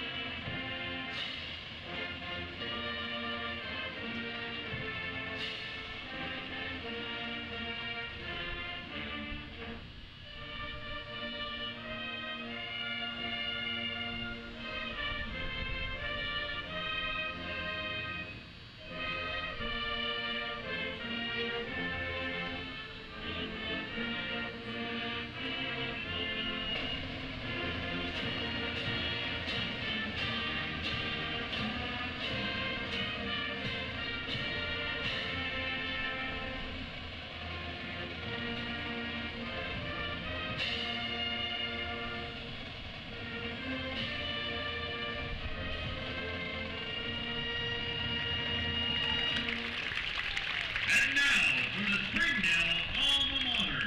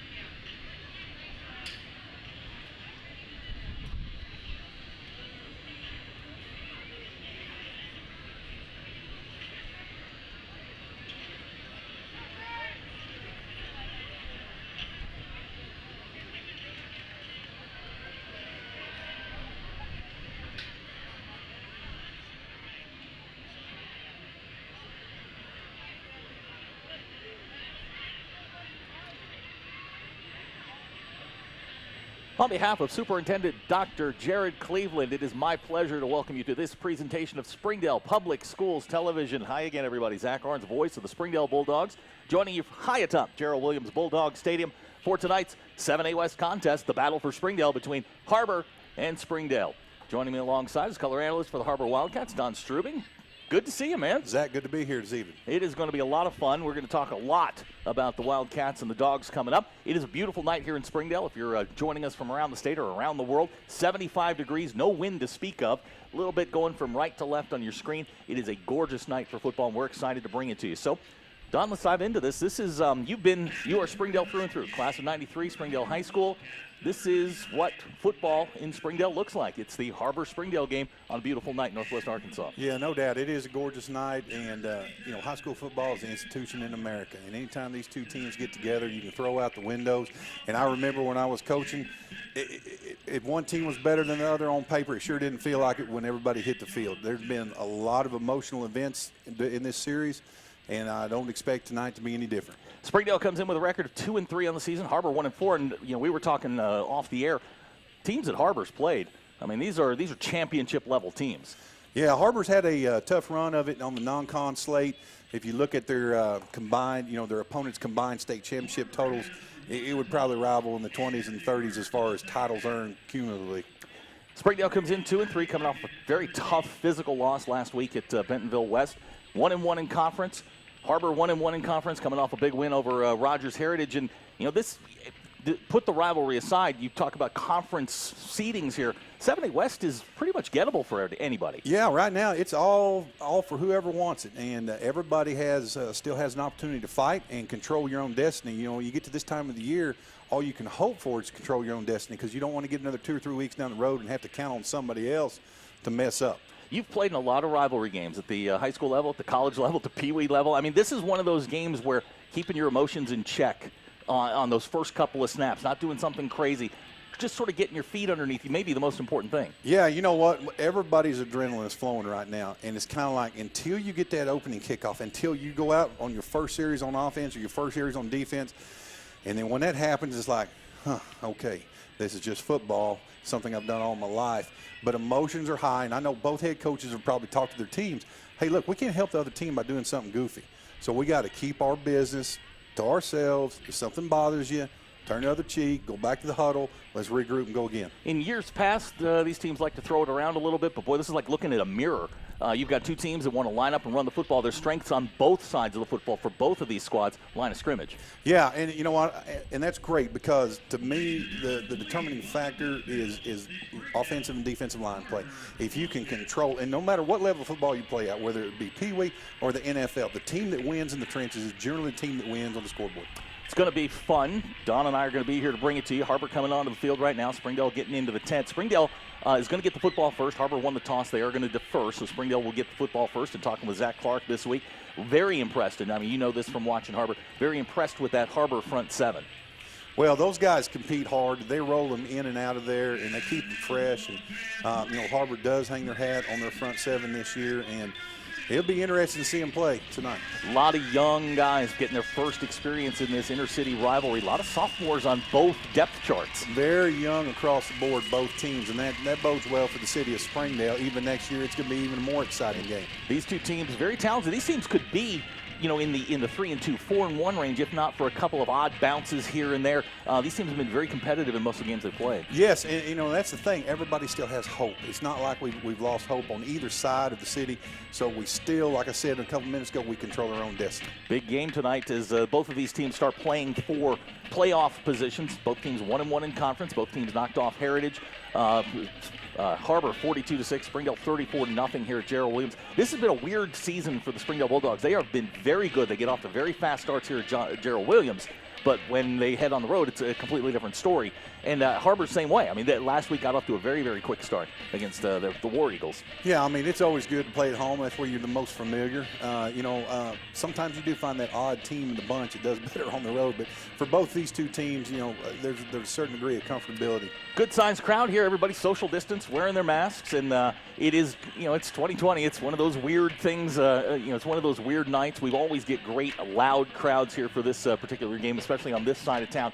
And I'm looking forward to nothing. I think you and I both feel like this is going to be a low-scoring game. This is going to be a physical game. I was talking to a couple players before the game, and then their thing to me, especially on Springdale's defensive side, was they got to stop the run. And you got a good one there in Brewer, the young sophomore. Yeah, great young back, and I'm sure he's going to get his fill of carries tonight. And he's kind of like our version of Earl Campbell. He's a power back, and he's just a sophomore. He's a big guy, about 190 pounds. Well, in front of him, he has kind of a veteran offensive line. He's got a bunch of seniors and a junior up there, and so they're used to pounding the ball, and I'm sure Brewer is going to find some good lanes tonight. And like you said, we'll go back to, I think at the end of the day, this game's going to be decided in the trenches. Har-Ber's got it teed up. We are ready for football. Logan Fleming is going to get his foot into it, and the one-city rivalry is underway. This is a high, deep kick. It's going to go into the end zone for a touchback, and Springdale will get the football first at the 20-yard line. Let's set the Springdale offense as they come onto the field. Left tackle will be Jesus Alvarez. Right, left guard with a number switch tonight is Gio Alvarez. Alex Garcia will be the center. Dexter Jenkins, the right guard. Alexis Rojas, he will be the right tackle. Change at tight end tonight. Looks like Trayvon Westbrook will get the start there. Wide receivers, Caleb Morse, who had a first 100-yard night last week against Bentonville. Gavin McVeigh back from an injury. And Asahil Mahrez, first snap of the game, Landon Phipps, the quarterback. He'll throw quickly. Heads out far side, ball incomplete, looking for Caleb Morris. And it'll bring up second down and 10. It'll be fun to watch both play callers as they start these first couple of series and find out what they're going to do as far as how they're going to attack the opposing defense. Let's set that Har-Ber defense up front. It'll be Michael Gonzalez, Tyler Hart, Latimer Wilmoth. That's a mouthful. Caden Phipps, Matrick Samuel, Will Haney, Billy Tillery. The linebackers will set the secondary coming up. This is Gilberto Dominguez looking for some room up across the 20-yard line, maybe 2 on the play. It's going to bring up third down. Will Haney down at the bottom of the pile, and it'll be third down and long for these Bulldogs. Yeah, that was a great job by Will Haney, and you'll find Will Haney, he'll be all over the field tonight. He has great range, plays sideline to sideline. Secondary for Har-Ber, Preston Stevens, Isaac Kramer, Clark Jenkins, Malachi Kramer is the far corner. Springdale comes in on the year on third down conversions just at about 42%. They struggled last week against Bentonville West, going 4 for 12. Third down 8, clock running, 11:25 to go first quarter. Landon Phipps, good protection. Now Landon going to try and take off and run. Cut across the 25, 30-yard line, first down Bulldogs up to the 31. Well, that was a good job by the Springdale quarterback, just pulling it down and getting what he could get. That's Landon Phipps' first run of the night. He is a true dual threat guy, a 4-5 guy in the 40. Best option that he's had in some games. He's really 100 yards rushing against Van Buren, but he can throw it a little bit. Zach Clark's told me, if we can make him a dual threat guy, we've got a chance to be pretty good. First down 10, ball at the 32. Phipps will throw, looking for Caleb Morris, high and incomplete. A little pass a little bit behind. We'll bring up second down and 10. Yeah, they're trying to establish that play action pass. Ride the back, pull it, get rid of it. Clock stopped with 10:56 to go here in the first quarter. 0-0 our score, just underway. Glad you're with us here on Springdale Public Schools Television. He's Don Strubing, Zach Arns along with you. Want to welcome in ESPN 99.5 and 95.3 here in Northwest Arkansas, as well as KXNW.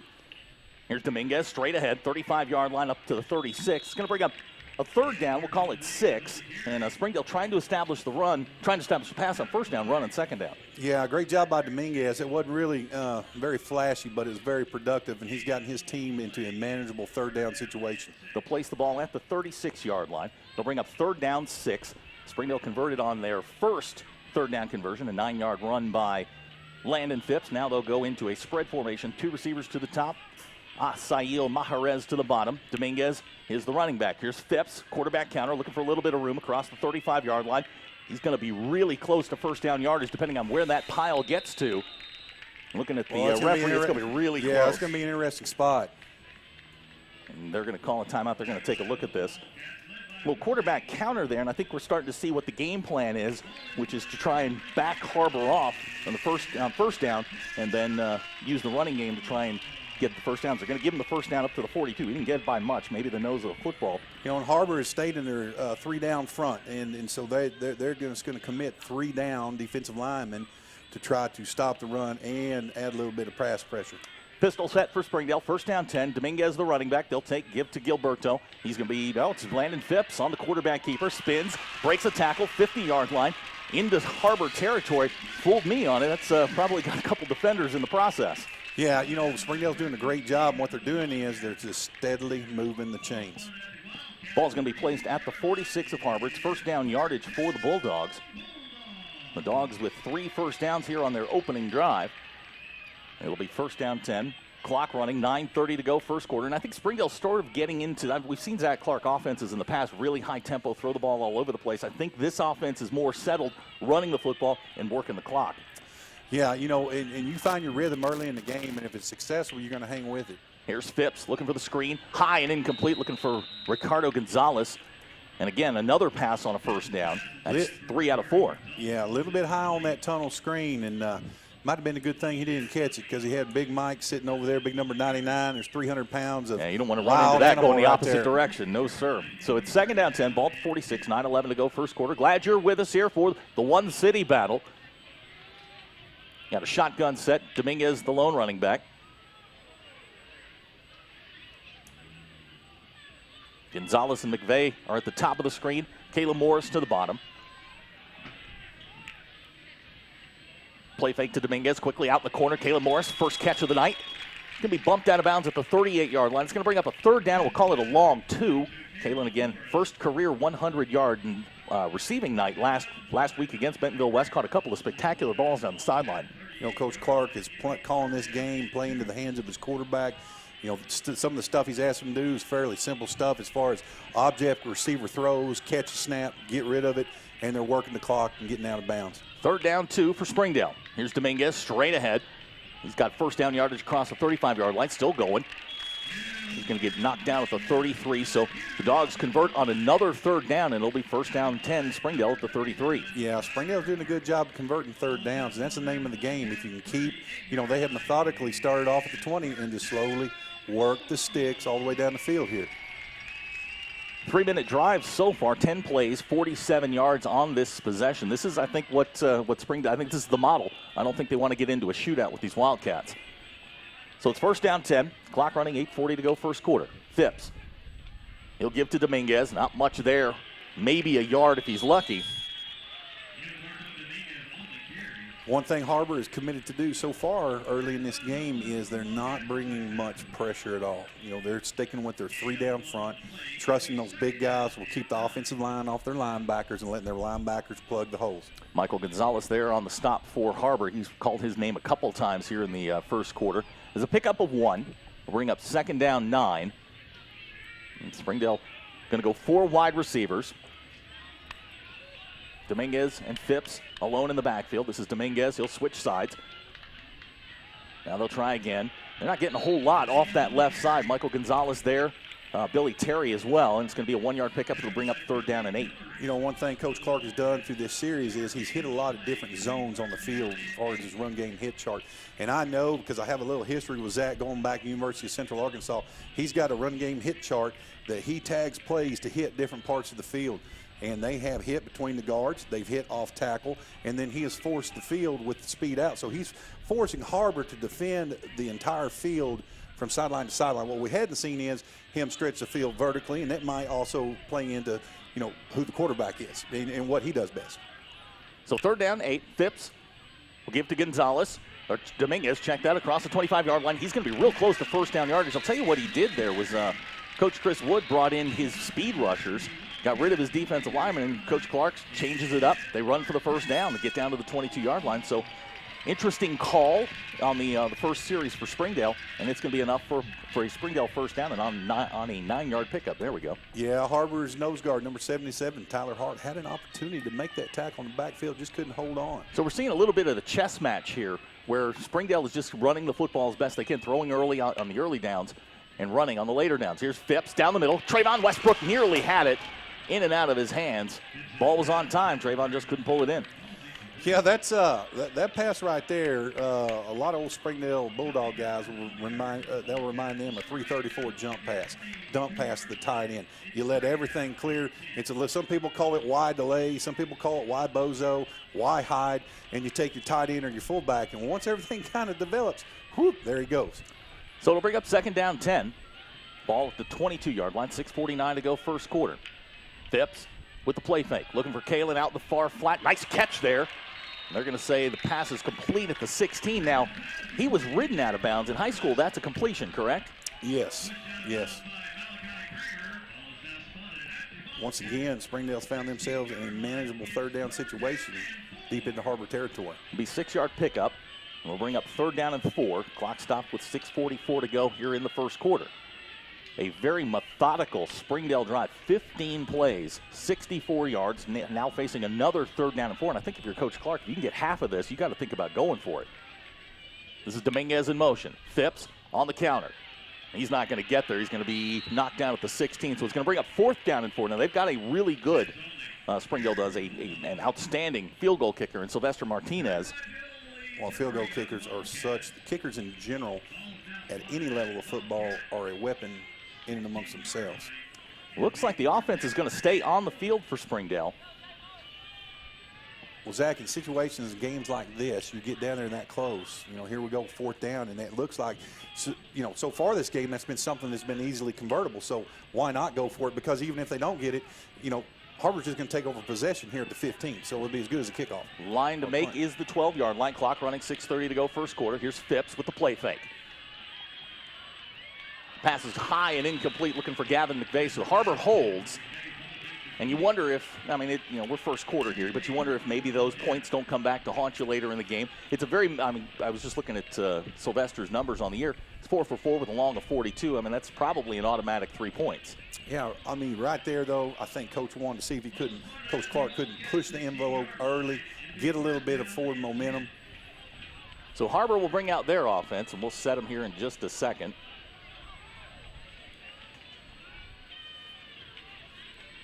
This is McClendon going far side. He's going to be met at the 15-yard line. I believe that was Trayvon Westbrook at the bottom of the pile. No, check that. Andrew Peterson. No, it was Trayvon. They have the similar body types. So on first down, it's going to wind up being about a 1-yard loss back to the 15-yard line. And Har-Ber's offense, led by a young man, Drew McClendon, just a junior, had a nice night last week against those Rogers Heritage War Eagles alongside Hudson Brewer. He's just a sophomore. He's a good one. And we'll set the offensive line here. The tight end, Luke Adams. Wide receivers, Drew Edmondson, Ethan Fender. So it'll be a 3-wide receiver set. Second down, 11. This is Brewer straight ahead. He's going to get a couple yards up to, he's going to wind up getting a little bit more than 4 yards up near the 19-yard line. We'll give him 5 on the play, and it's going to bring up third down and long. I think we've seen kind of what both coaches want to do. I mean, this is going to be power football most of the night. Maybe a short game. It could be we could be home by 8:30. So McClendon in the shotgun, 3-wide receiver set, third down, 7 yards to go. The line to make is the 26. This is McClendon. And we've got flags on the play.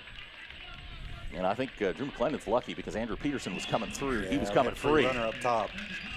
So it's going to be a motion penalty against Har-Ber, back him up to the 14-yard line. The Springdale defense has played really well here the last couple of weeks. Held a very explosive Bentonville West offense, 23 points last week.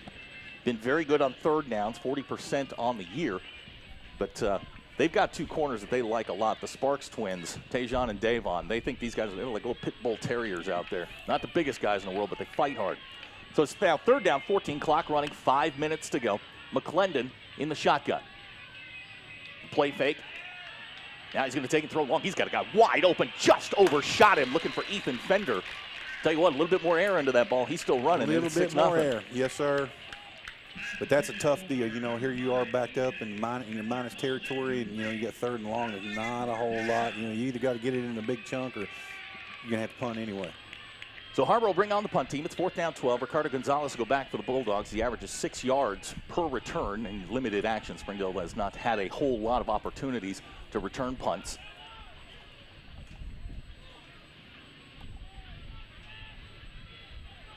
That is Fender in punt formation. Snaps good. Fender gets away a low line drive. He's going to bounce at the 44, take a Har-Ber roll. Ricardo going to walk over to it and let it go. And the ball will roll dead at the 38 of Springdale. So on an exchange of possessions, 4:37 to go here in the first quarter. Just a couple of quick impressions. Well, I think there's still a lot to be seen as far as what they want to do offensively, both sides. It's pretty vanilla. We saw Springdale bring a little bit more pressure defensively than Har-Ber has to this point. But there's still, the nerves are still flowing just a little bit. For me. Yeah. And so I think until we get into the juice of the mid-second quarter, we're still going to see some highlights and then some stuff that's kind of like you'd like to take back. 48-yard punt by Fender. Springdale will take over, 1st and 10. Ball at the 38-yard line. They're going to go 4 wide, 3 trips to the bottom of the screen. This is Phipps quickly looking out in the flat. He's got Kalen Morris at the 45. Kalen bumped out of bounds near midfield. It's going to be close to first down yardage. Looks like where they're spotting it, it'll be a first down for the Bulldogs. Coach Clark's committed to work the sidelines. We haven't seen a lot just right over the middle, so he wants to work both boundaries.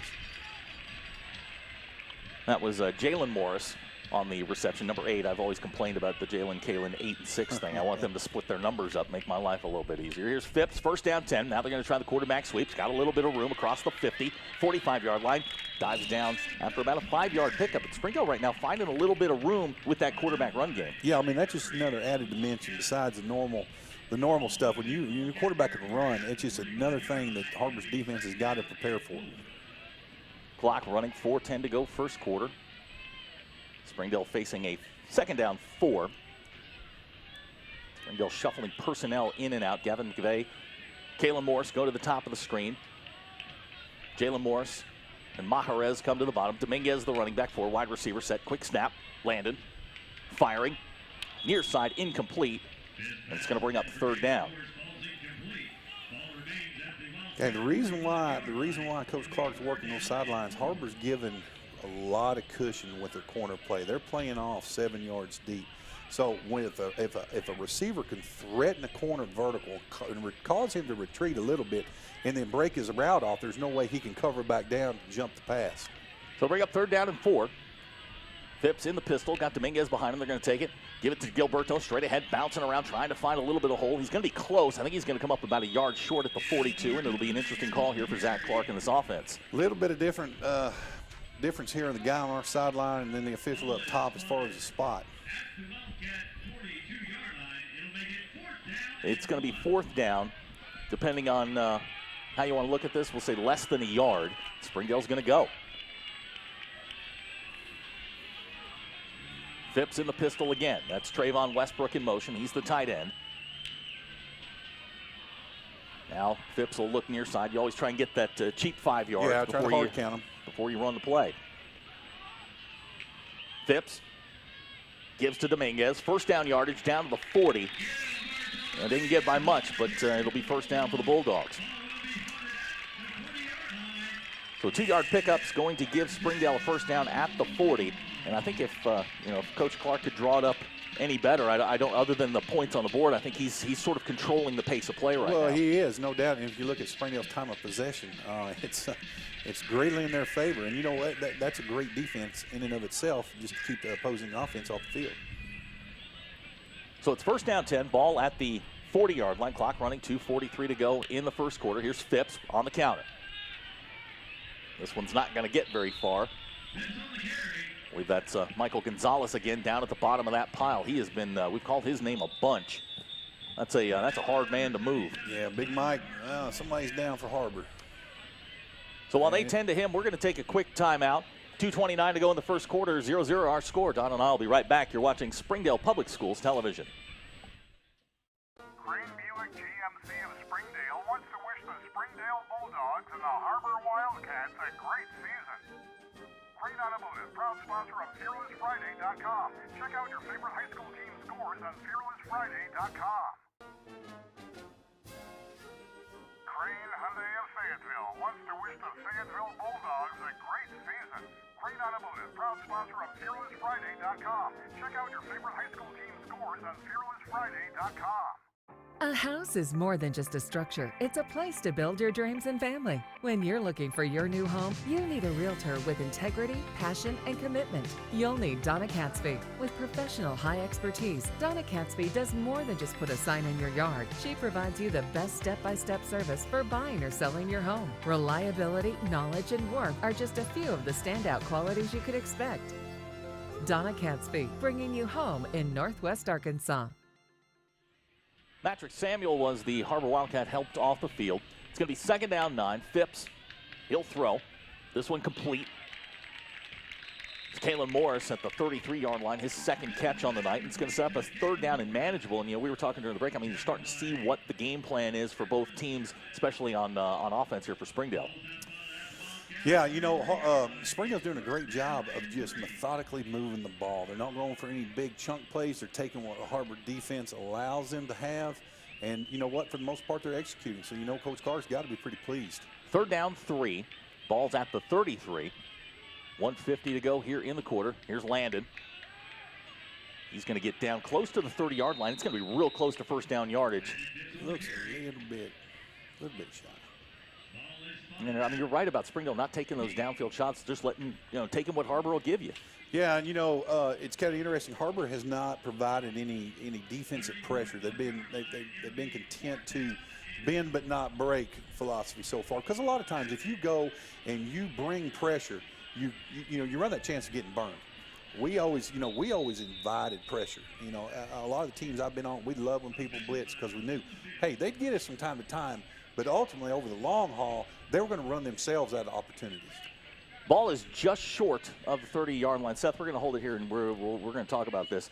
Coach Clark has been he's been willing to gamble a little bit here in the first quarter on fourth downs, and I mean I think you're starting to see that they're sort of all in on this. Yeah, you know what, and that's the thing in rivalry games. You have to be willing to gamble. You know, if you can sit back and be conservative, with tensions high, nerves high, it's the guy that takes the gamble that generally wins. It's going to be 4th down and about 6 inches. The line to make is just past, a nose past the 30-yard line. So it's 4th down, 90 seconds to go here in the first quarter. A scoreless first quarter. I don't think Don or I are surprised that this is 0-0 this far into this game. I think we anticipated this was going to be a low-scoring game. No doubt about it. So Zach Clark sends the offense onto the field. Clock running now with 1:15 to go. Trayvon Westbrook, the tight end. It's Dominguez and Phipps in the backfield. Phipps takes the snap. He's going to get across the 30-yard line. 1st down to the 28-yard line. That'll be enough for another Springdale 1st down. Yeah, you know what? He did a great job. Had a high snap. Made a guy miss. Will Haney came popping through and makes a guy miss and picks up the 1st down. So it winds up being a 4-yard pickup. They gave him the 27. The Bulldogs will continue this drive down 9 plays, 35 yards. Springdale's first drive went 16 plays. So Springdale's really controlled the pace of play here in the first quarter as the clock continues to run with 45 seconds to go in the first quarter. 3 wide receivers set. It's Phipps and Dominguez in the backfield. That's Trayvon Westbrook in motion. Phipps, straight ahead, Dominguez. Runs into that pile. Michael Gonzalez there again. He's going to get across the 25-yard line down to the 24. There'll be a 3-yard pickup and a 2nd down for Springdale. And I think if the way this is going, I think Coach Clark is going to let this one run out and take this thing in the second quarter. I don't think he could ask for any more other than points on the board. Right, and at this point in time, things are going well. Let's regroup, take our breath, come over and do some talking, and then we'll regroup. I think that's exactly what they're going to do. The clock's under 10 seconds. Yeah, and then the same thing's going to be said over on the Har-Ber side. You know, they have bent, but they hadn't broke yet. And you know what? We talk about broke. It's still 0-0. We just got done with the first quarter, and there's going to be a whole lot of deep breath. Right. Still, the adrenaline's flowing, and in these rivalry games, a lot of crazy things happen. But, you know, so far we've seen Springdale methodically move the chains, take what the Har-Ber defense gives them, and then we've seen Har-Ber defensively just kind of sit back, bend but don't break, let them drive, hope make a stop. 12 minutes are in the books, 0-0 our score. Don and I will be right back. You're watching Springdale Public Schools Television. Welcome home to Lindsay Living. Affordable rates, available on-site management, attitudes of service, and amenities unmatched make residents love where they live and play. From value-packed basic apartments to resort-style living on golf courses, we manage options to fit your needs and wants. Apply online at lindsaymanagement.com for locations throughout Arkansas and in surrounding states. And we welcome you back to Gerald Williams Bulldog Stadium as we start the second quarter. Springdale with the football, 2nd down 7, ball at the 24-yard line. Springdale 71 yards rushing in that first quarter, 31 through the air. They've really controlled the pace of play here. They've run 27 offensive plays to just 3 for Har-Ber. So I think we're sort of seeing what Springdale wants to do.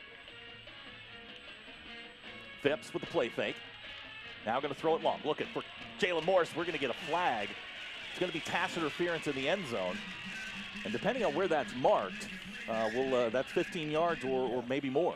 That was a big, you know, if you want to look at it, it was a big getter right there. Ball with a little bit more air on it. It's probably in Jalen's hands, but either way, I think Springdale will take the yards. They call the pass interference. The white hat says against Har-Ber, so they'll march it off, and it's going to be an automatic 1st down for Springdale. Big Tyler Hart for Har-Ber's coming back in. Looks like they're going to put a couple more. They're going to get bigger. Yeah, a couple more pounds up on the line of scrimmage. Tell you what, that guy's as big as a Holstein cow now. Ball's going to be placed at the 13.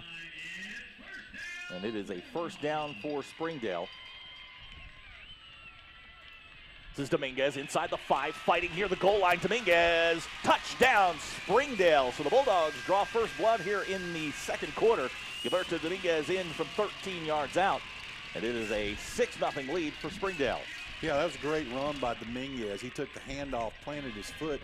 That play was actually designed to go back across the grain, so let the Har-Ber defense flow, and he found the cutback and had a pretty easy run. So Springdale will send the extra point team on. And they've been gambling a little bit more with the 2-point conversions. Looks like Phipps and Dominguez, and they're counting bodies here, and Sylvester Martinez and the kicking unit are now going to come on. Sylvester 7 out of 9 on extra points this year. Gavin McVeigh, the holder. Something to watch here. New snapper tonight for Springdale. This will be his first snap of the year. Snap's good. Kicks on the way. And it's good. So with 11:49 to go here in the second quarter, Springdale takes the lead 7-0. Donald and I will be right back. You're watching Springdale Public Schools Television. Experience everything Springdale has to offer. Visit ExploreSpringdale.com or download the new Explore Springdale app. It's the best place to discover all there is to do and see in Springdale. We'll help you explore our many eateries and attractions and introduce you to our shopping, arts, parks, and trails. You'll also find links to our great hotels and meeting venues. Download the new Explore Springdale app or visit ExploreSpringdale.com to begin your Springdale adventure. The Springdale scoring drive, 11 plays, 62 yards, aided by a pass interference penalty, and Gilberto Dominguez punches it in, so Springdale takes the lead 7-0. Got a text this morning from Coach Clark that he has a new kickoff guy today. So we'd like to welcome Jose Rosales. He'll be kicking off here for the Bulldogs. I was watching him during pregame. He can boom it. Malachi Kramer back deep for Har-Ber. I think Har-Ber now will get the football and sort of get into their game here. That offense has been sitting on the far side for quite some time. Yeah, it's tough to go 3 and out, and really, golly, it's the only time they've been on the field. So, we got to stay warm here. Let's hopefully Har-Ber get a good return, kind of get some momentum going, because right now Springdale has it. Rosales has it teed up. This one going to come to the goal line and into the end zone. It'll be a touchback, and Har-Ber will get the ball at the 20-yard line. So if you're Chris Wood here, you've been in these situations. Your offense has been just basically shelved for a quarter. What do you try and do here? It feels like you just got to get some basic momentum going. You need to get the chains moving. You need to build some confidence with the quarterback. You need your offensive line to feel some confidence. So you've got to get some, and it doesn't have to be big chunk runs or big chunk passes. Let's methodically move the chains. So it'll be first down 10. We'll set the offensive line here, which we didn't get a chance to do on Har-Ber's first drive. McClendon, the quarterback. Brewer, the running back. It's first down 10, ball at the 20. This is Brewer straight ahead. He's going to be tackled up around the head. That's going to be a personal foul against Springdale. So Brewer's going to wind up with a 5-yard gain plus 15. Tough that Brewer had to have that happen, but, I'm sure he'll be the first one to say, hey, more yards. The offensive line for Har-Ber tonight. Carson Sanders is at left tackle. Peyton Henderson is the left guard, a guy you know very well. Jack Strubing, the center. Jackson Kuykendall is the right guard, and Jansen Sanders is the right tackle. So the penalty is marked off to the 40-yard line. It'll be first down 10.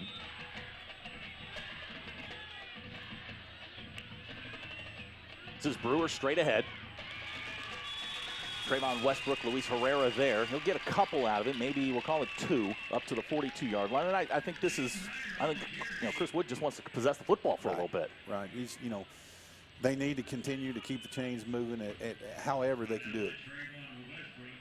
Just underway here, second quarter, 11:15 to go. Springdale up 7-0. So this Har-Ber offense, you know this well. This isn't been a lot of bells and whistles here. This is straight downhill. Yeah, and I know a couple weeks ago we really worked on building our mentality. This is McClendon on the quarterback keeper. Out to the 45-yard line, puts his head down. He's got first down yardage up to the 50. Good strong run there by the junior quarterback. It's 8 yards on the play, and it's going to be, I haven't moved the chain. Now they're calling for it. So an 8-yard pickup's good enough for the Har-Ber first down, and I think this is what you expected to see here on the first drive. They were a little hesitant on the first drive. Yeah, they were. In Springdale's defensive front kind of beat them to the snap that whole series, and so now maybe Har-Ber will get into some offensive rhythm. Got out underneath, got to the plus side, at least midfield here, and so see if we can get some confidence. 3 wide receivers set for Har-Ber. It's a tight end Adams in motion, and we've got a timeout coming up for Springdale. 10:26 to go in the half. 7-0 our score. We'll be right back. You're watching Springdale Public Schools Television. A 1,000-mile journey begins with one step. But if your feet hurt, that journey will be cut short. Dr. Brian Sheehan at the Ankle and Foot Centers of Mid-America will help you with all your foot care to keep you on that journey. Take the first step to feeling better. Call Dr. Sheehan today at 479-224-6411. www.sheehanthefootman.com.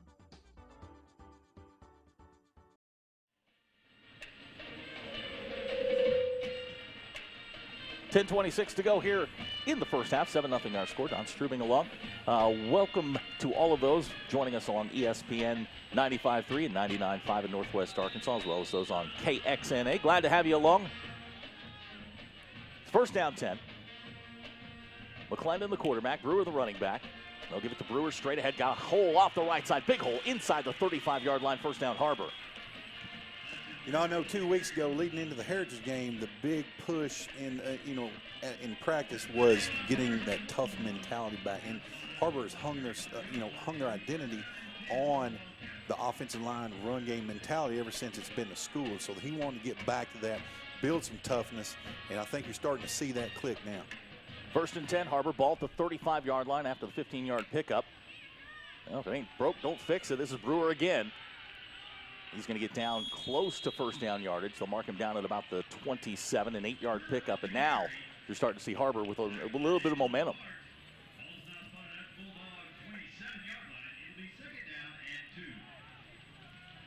Clock running, 9:40 to go in the half. A very quick moving first half. Springdale, a little change in their defensive front. They're going to go 4 down here to try to stop this running attack. McClendon straight ahead. This is Luke Miller. Or check that, Lance Reeder. Sorry, Luke Miller plays for Bentonville West.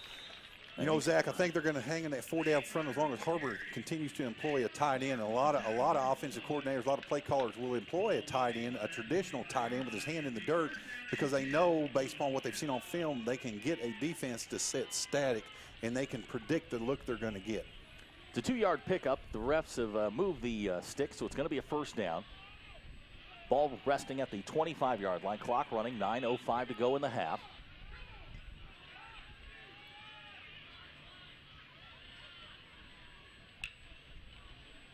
This is Reeder straight ahead, inside the 20, inside the 15, still going, inside the 10. He's going to be knocked out of bounds close to the 5-yard line.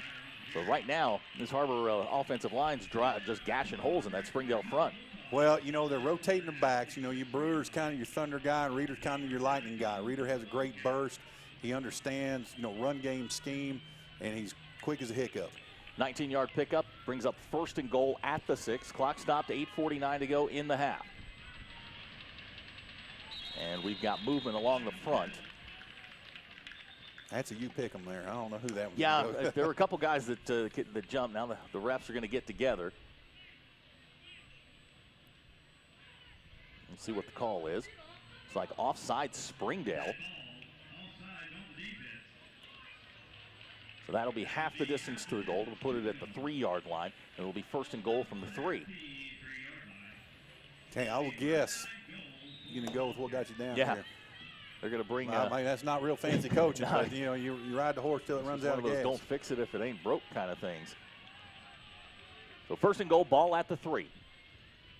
McClendon with Reeder alongside. This is Reeder straight ahead into that Springdale defense, and he is going to be real close to the end zone. They're going to mark him down just outside the 1.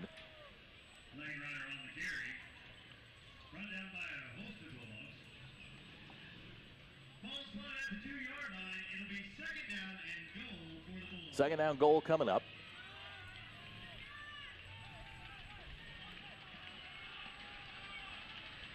Same formation. Adams, the tight end. Springdale shows blitz. Here they come. This is Brewer. He's going to walk into the end zone for the first Har-Ber touchdown of the night. Touchdown Har-Ber.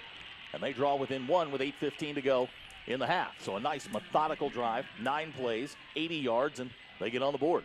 Okay, so Har-Ber ran the old school buck sweep. You used to see Vince Lombardi running back in the day when pulled both guards. And, Springdale brought some pressure off the front side of that offensive formation. And, we talked about sometimes you run yourselves out of opportunities by bringing pressure, and that's exactly what happened for Springdale right there. Barroso on to try the extra point.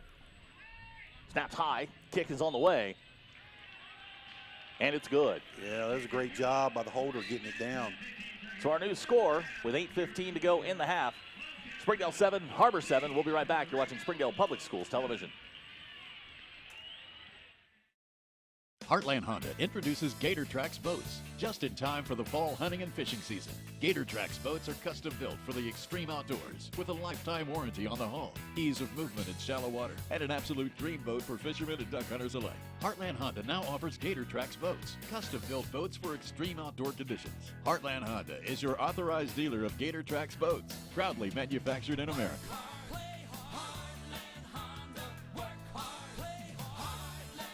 The Har-Ber scoring drive, 9 plays, 80 yards, ties the game up at 7. And we were talking about just sort of the physicality of this game. We've run, let's see here, 29 running plays in a quarter and a half, and a quarter. It's been a very tough physical football game. Yeah, and you know what? It's what's allowing everybody to do is both teams is to move the chains, possess the ball, and we were talking before we came back on in here. It's such an understatement. Time of possession, what kind of weapon that is. Fleming has it teed up. He'll get into this one. It's going to be short. It's going to come to Davon Sparks at the 10. Davon looking for a little room, gets outside the 20, 25-yard line. Across the 30, he's going to be bumped out of bounds at the 31, and now we've got a late flag. We'll see what that is. 21-yard return there by Davon Sparks. And we'll wait and see what the penalty is.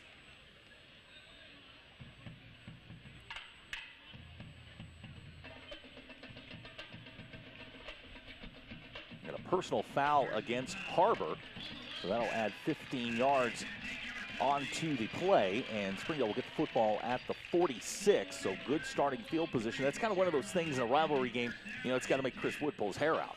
Yeah, you can't do stuff to help your opponent, goofball penalties, and Har-Ber's kind of battled those. They've had a rash, they've had a run of those things, but go back to, and I talk about this all the time, that average starting field position is one of the biggest determining factors in successful scoring. And it's pretty simple. The closer you are, the better odds you got. First down 10 for Springdale. Landon Phipps in the shotgun now. Rolling to his right. Little run pass option there. Throws it. Nearly caught there by Gavin McVeigh. Also a very dangerous pass in the process. Two defenders sitting there, throwing on the run. Landon now 4 out of 11 passing, 31 yards. It's going to bring up second down. Springdale continues to throw on first down to sort of back Har-Ber off a little bit. And we've got a penalty on the play.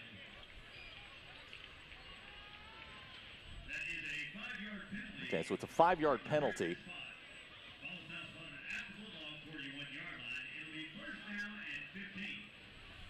So we'll move Springdale back to the 41. It'll be first down and 15 for the Bulldogs.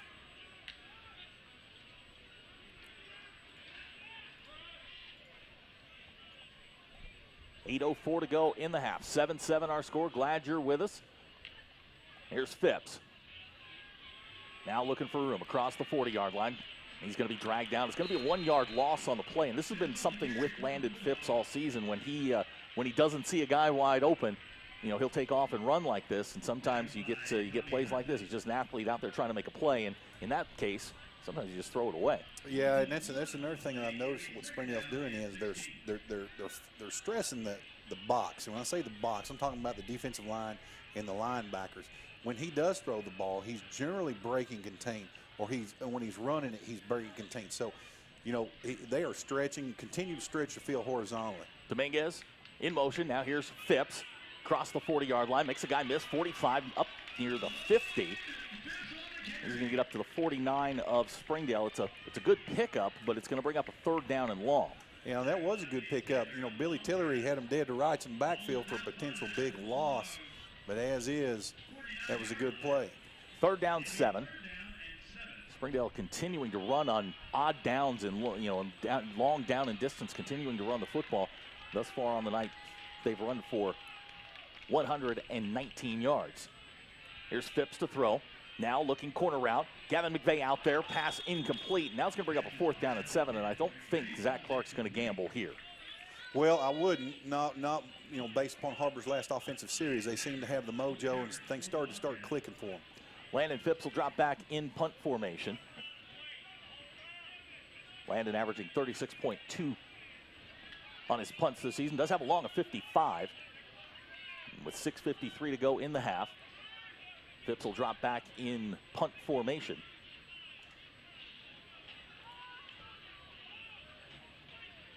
This is an unusual formation. We've not seen Springdale in this formation yet. Here's Phipps. Gets it away. It's end over end. It's going to hit at the 16. It's going to roll into the end zone. So it's going to wind up being a 51-yard punt, but only nets 31. Har-Ber will get the football at the 20-yard line. I think if you're Chris Wood and the Har-Ber offense right now, you feel like, we may have sat out the first quarter, but we've got control of the game here. Yeah, I think it's time that they try to continue to enforce their will. If they can continue to run the ball, that's going to bode well for them because that's what they want to do, but it also builds confidence, takes the pressure off the quarterback that he doesn't have to carry the entire offense. McClendon will bring the offense out. It's first down. Ball resting at the 20-yard line.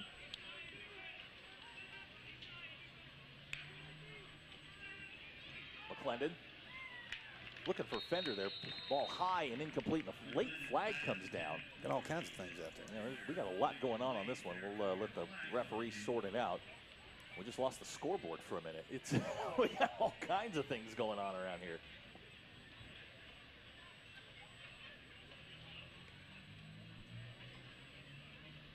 So we got pass interference on Har-Ber. So we'll see. You take that, the incomplete. It's half the distance. It's a 10-yard penalty.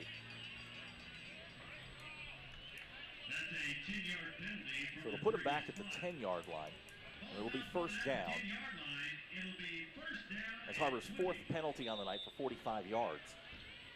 And we'll bring up first down and 20. 6:43 to go in the half. 7-7 our score. He's Don Strubing. Zach Arns, glad you're with us here. Springdale Public Schools Television, as well as KXNA and our radio partners, ESPN Northwest Arkansas, 99.5 and 95.3. Here's McClendon, straight ahead. Big Barney Alvarez getting a little defensive time this week as the nose guard makes his first tackle of the year. It's going to bring up a second down. That's the left tackle on Springdale's offensive line. Springdale real thin on the defensive line tonight. A couple of guys not in action tonight. A couple of guys banged up. So, well, Alvarez did a great job right there. He was getting single blocked. He pretty much was a one-man wrecking crew in there. Second down, 20. Clock running. 6:10 to go in the half. McClendon will go into the shotgun. Got Brewer alongside. McClendon firing. Ball nearly complete there. Had an opportunity there. Just a little high, a little wide. It's going to bring up third down and 20. And I always ask this question. I mean, you've coached, you've been in the huddles. You're third and 20. How risky do you get here? Well, I think if I know Coach Wood, he's probably going to run it, get it back, potentially, get some yards and get the punt off. This play might be jockeying just to get yourself in a better position to punt it away and try to flip the field. Exactly 6 minutes to go in the half. 7-7 our score. McClendon in the shotgun. Third down, 20. Good protection. He's going to take it high and long, looking down the middle of the field. Boy, they are just, he's just a yard or two it's off close. There. Yeah, it's close. McClendon's got a strong arm. Hey, he's getting better. He had a rough beginning of the season, and, he had to sit out due to corona protocols. But since he's come back, he's been a different guy. He has shown off that arm strength twice. They've only thrown it 3 times. Haven't completed one yet, but it's going to bring up fourth down. And that's the risk you run is if you don't get a couple yards here, Springdale's probably going to wind up with pretty good field position, barring a booming punt. Right. When it goes back to Har-Ber throwing deep balls, the odds are you throw enough deep balls, you're going to connect on one of them. McClendon with the punt. Ricardo Gonzalez with the fair catch at the 39, and Springdale on the exchange of possessions comes away with pretty good field position. Yeah, they do. That's great starting field position. So the Bulldogs will get the football at the 30. Looks like they're going to mark it at the 38. This is obviously the best starting field position. You worry about in games like this. You worry about the emotion, the personal fouls. We've seen some of those. You also worry about turnovers. Guys are so amped up in a game like this. We're a quarter and a half into this. Have you settled in, or is it still that? Yeah, it's still nerves. I think it's still nerves for you and I up here, man. I can feel the vibe from the field. Nobody's really broken this thing open, so it's just kind of like everybody's just kind of, all right, what's going to happen next?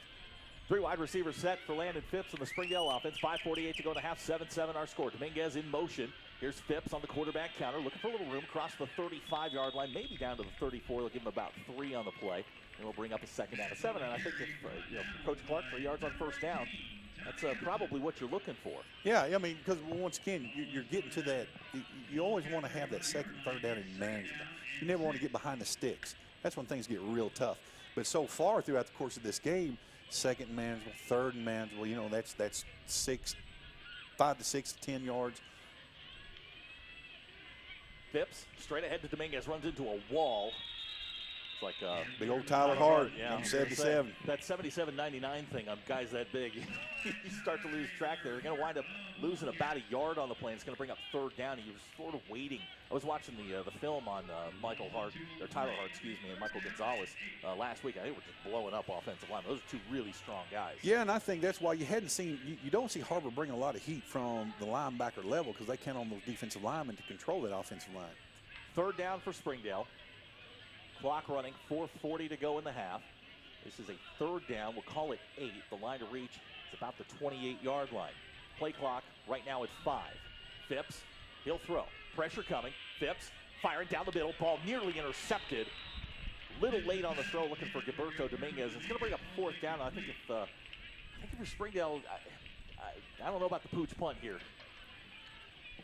Yeah, you know what? It's definitely an option. And, try to catch Har-Ber off guard, try to pin him deep. It's going to keep the offense on the field. Now, Landon Phipps is the punter. Yeah. Well, what is not going to allow Har-Ber to set up a return of any sort. Updating a score out of Fayetteville. This is a shocker. Southside leads Fayetteville with 5:37 to go in the half, 21-7. Fayetteville's a mess. We're going to get a timeout. Springdale, 4:28 to go in the half. We're tied at 7. We'll be right back. You're watching Springdale Public Schools Television.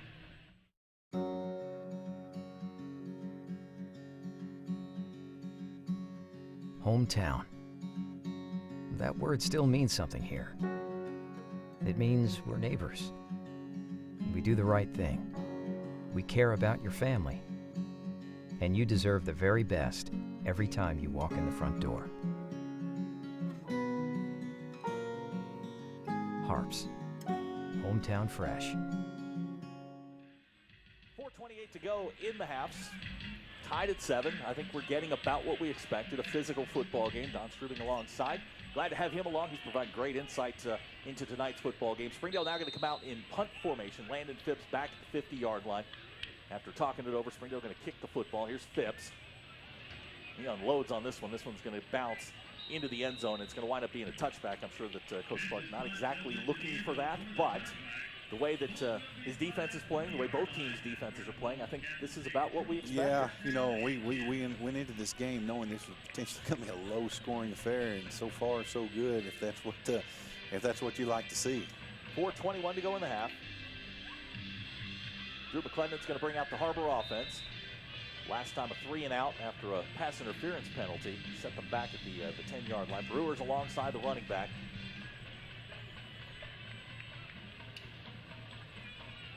First down 10. This is Fender in motion. They'll give it to Brewer straight ahead, and he's going to put his head down, get maybe 2.5, we'll call it 3. Isai Rojo at the bottom of the pile for Springdale. And one of those things we always talk about on the Bulldog broadcasts is that 2-for-1.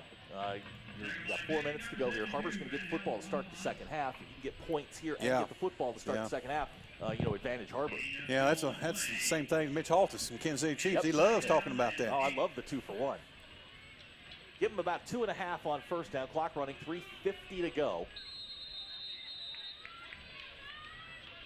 All the Springdale Bulldog defenders talked about this week was shutting down this Har-Ber running game. We're going to get a timeout with 3:49 to go in the half. Donald and I will be right back. You're watching Springdale Public Schools Television. Every day is a vacation when you have a Burton Pools and Spas backyard. The summer is heating up, and so is our inventory. You don't have to travel to keep cool, because Burton Pools and Spas has everything to build your very own backyard paradise. From custom pool construction and design, to swim spas and hot tubs, and so much more. Burton Pools and Spas, your backyard vacation headquarters. 3:49 to go in the half. Har-Ber facing a 2nd down and 8. We're sitting here during the break watching the scoreboard, and we've seen a couple different scores go up. There seems to be a little bit of an electrical gremlin over there, so we won't rely on that too much. We know there's 3:49 to go. 2nd down, 8 yards to go. This has been about what we expected, a tough, physical, Springdale-style football game. McClendon in the shotgun, Brewer alongside. They'll give to Brewer straight ahead. He's going to put his head down. He's going to get stopped just shy of the 25-yard line. Another 2-yard pickup, and it's going to bring up 3rd down and 6. And again, I don't think Har-Ber's in any hurry here with the knowledge that they're going to get the football to start the half. Yeah, you know, worst it's case scenario, you run the play clock. Yeah, I mean, 36 still very manageable down in distance. Clock running, 3:25 to go in the half. Springdale with 1 timeout, Har-Ber with 2. Brendan will go into the shotgun. It's a 3 wide receiver set.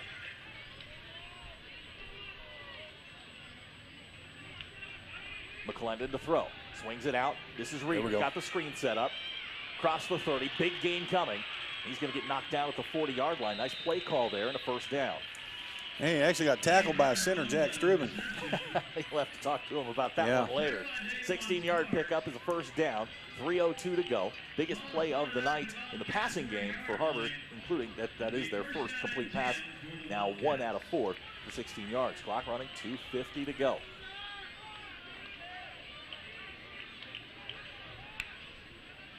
McClendon to throw. This one nearly intercepted there by Andrew Peterson. Ran a little delay route, and Peterson got his hands on the football to bring up second down. Still managing that clock. Second down 10, 2:42 to go in the half. Again, Har-Ber with 2 timeouts. And we'll get the football to start the second half, so even a field goal here certainly gives them a bit of an advantage.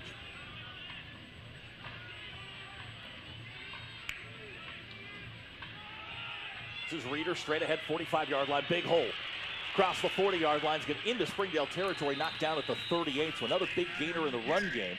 Now Har-Ber's got something going. Yeah, that was a good job of setting the backside of the defense. You had left guard pulling and kicking out, setting a front side wall, and Reeder did a great job of keeping it a gap right up the middle. Most of your gap runs, whether you're talking about the power scheme, the counter scheme, it's going to go a gap, front side a gap. Most people draw that thing up where it's going to hit off tackle, but the big ones hit right up the crack of the center. Reeder now 4 carries, 45 yards on the night. Here comes McClendon on the quarterback run. 30-yard line, still going down the sidelines, into field goal territory, and now down at the 20-yard line. So an 18-yard pickup by Drew McClendon. Har-Ber's got something going here. Yeah, there wasn't a whole lot fancy about that play. Nothing very sexy. It was just an old quarterback run. He just stretched the field and found the seam. Clock running, under 2 minutes to go. It'll be McClendon and Brewer in the backfield. 3 wide receiver set, first down 10.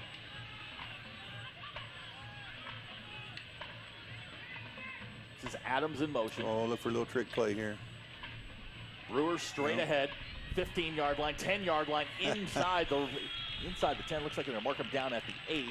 That's a 12-yard pickup. Har-Ber's got a lot of it going right now.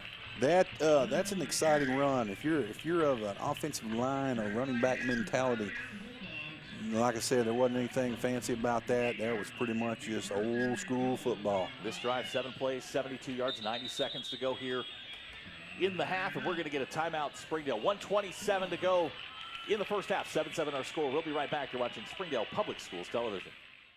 Hello, Northwest Arkansas. We are the Lewis Brothers. And for over 70 years and 4 generations, Northwest Arkansas has been our home. Automotive, it's what we do. We are finding better ways to provide you peace of mind and convenience for the service needs on your vehicle. Our goal is to deliver the most peace of mind possible during your experience. Hey, it's just as easy to visit us on the webpage at lewissuperstore.com or give us a call at 479-442-5301.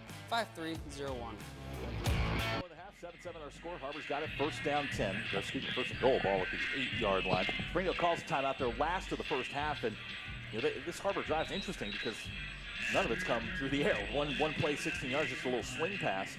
It's come primarily on the ground. 7 plays, 72 yards. Well, I think those big hogs up front from Har-Ber are starting to kind of root around, find some acorns, get fired up. So it'll be first and goal.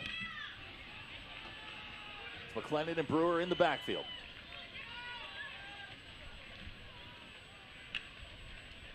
Here's Brewer straight ahead. He's going to carry Springdale defenders down to the 1-yard line.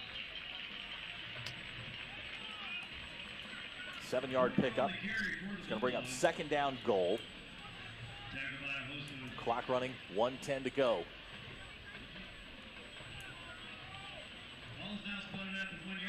If you're Har-Ber here, play clock at 20. You want to snap this with about 5 seconds left.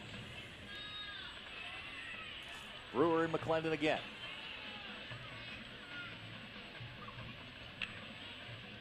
Brewer straight ahead, and he's met at the 1 yard line, and he's not going to get in, so it's going to bring up a 3rd down. Okay, now this may sound kind of goofy, but that ball being on the 1 yard line, the field gets really compressed, you know, so it's hard to throw the ball. But that is, if a yard can be longer than a yard, it surely is right down here. That is the longest yard in the entire field. It's going to be 3rd down and goal. 25 seconds to go. This is Brewer straight ahead, trying to find his way in. He does for the Har-Ber touchdown. And the Har-Ber Wildcats go up 13-7 with 17 seconds to go in the half. So a nice long drive ends with a Brewer touchdown run. This one from a yard out. Now with 17 seconds to go in the half, Har-Ber's got all the momentum. Plus they're going to get the football back to start the second half. Barroso on to try the extra point.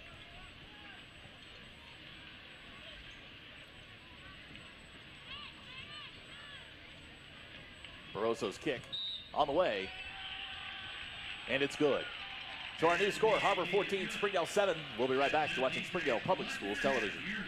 Find books for everyone at Once Upon a Time Books. Located on Highway 412 in Tawnytown, we are the largest bookstore in the region. Come and browse our vast inventory in-store or search through our even larger inventory online. We even offer curbside service. Whether you are looking for a fun summer read, books for the kids, or have an interest in nonfiction, we have books you will love. Even the serious collector will find treasures in our book vault. Books for everyone at Once Upon a Time Books. What will you discover? In the half, the Har-Ber scoring drive, 10 plays, 79 yards, all of it primarily on the ground, just banging away, and I think that's what Har-Ber wants to do. That's their identity. Yeah, I mean, and you want to play to your identity, and you know, but the identity that they're enforcing right now is something that Coach Wood went back to a couple weeks ago and demanded they get better at. So Barroso's got it teed up. Again, 14-7 the score. Long scoring march by Har-Ber to give them a 7-point lead. And then, you know, we were talking, you know, off air here that you know, both teams probably going to go in pretty happy with where they are. Yeah, I think both teams feel like they did some good things, and everything for both sides is still well within reach. This ball going to go into the end zone. It'll be a touchback. And Springdale will take over with 17 seconds, and I don't think they're going to get too crazy here. This is probably take a knee and head to the locker room.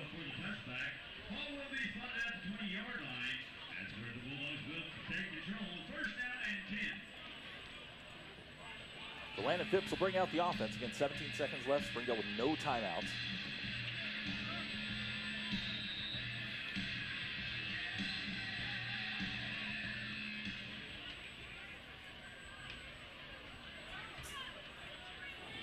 Springdale going to spread it. Three wide receiver set. We're probably just going to take this and run the football as best they can. Dominguez alongside the running back. They'll give it to him on the counter. Gilberto Dominguez runs into a wall there at the 22-yard line, and that should be the last play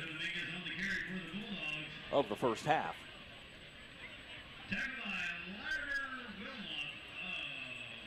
Clock down to 2 seconds, 1 second. We have 2 quarters in the books. Our halftime score, Har-Ber 14, Springdale 7. Don and I will be back. You're watching Springdale Public Schools television. You don't need a fitness facility to shed those pandemic pounds. Get ready for the weather ahead and bring the gym home with premium health club equipment from Push Pedal Pull. Our stores are open and following the latest safety protocols. We'll help you find the best equipment for you. And once you've made your selections, let us do the heavy lifting with home delivery and setup. Design your own gym. Find a location nearest you and schedule an appointment today at pushpedalpull.com.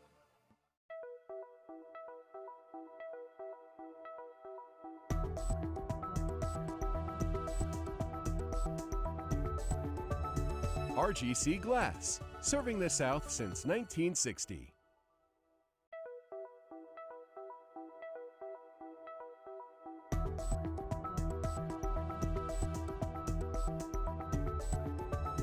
RGC Glass, serving the South since 1960.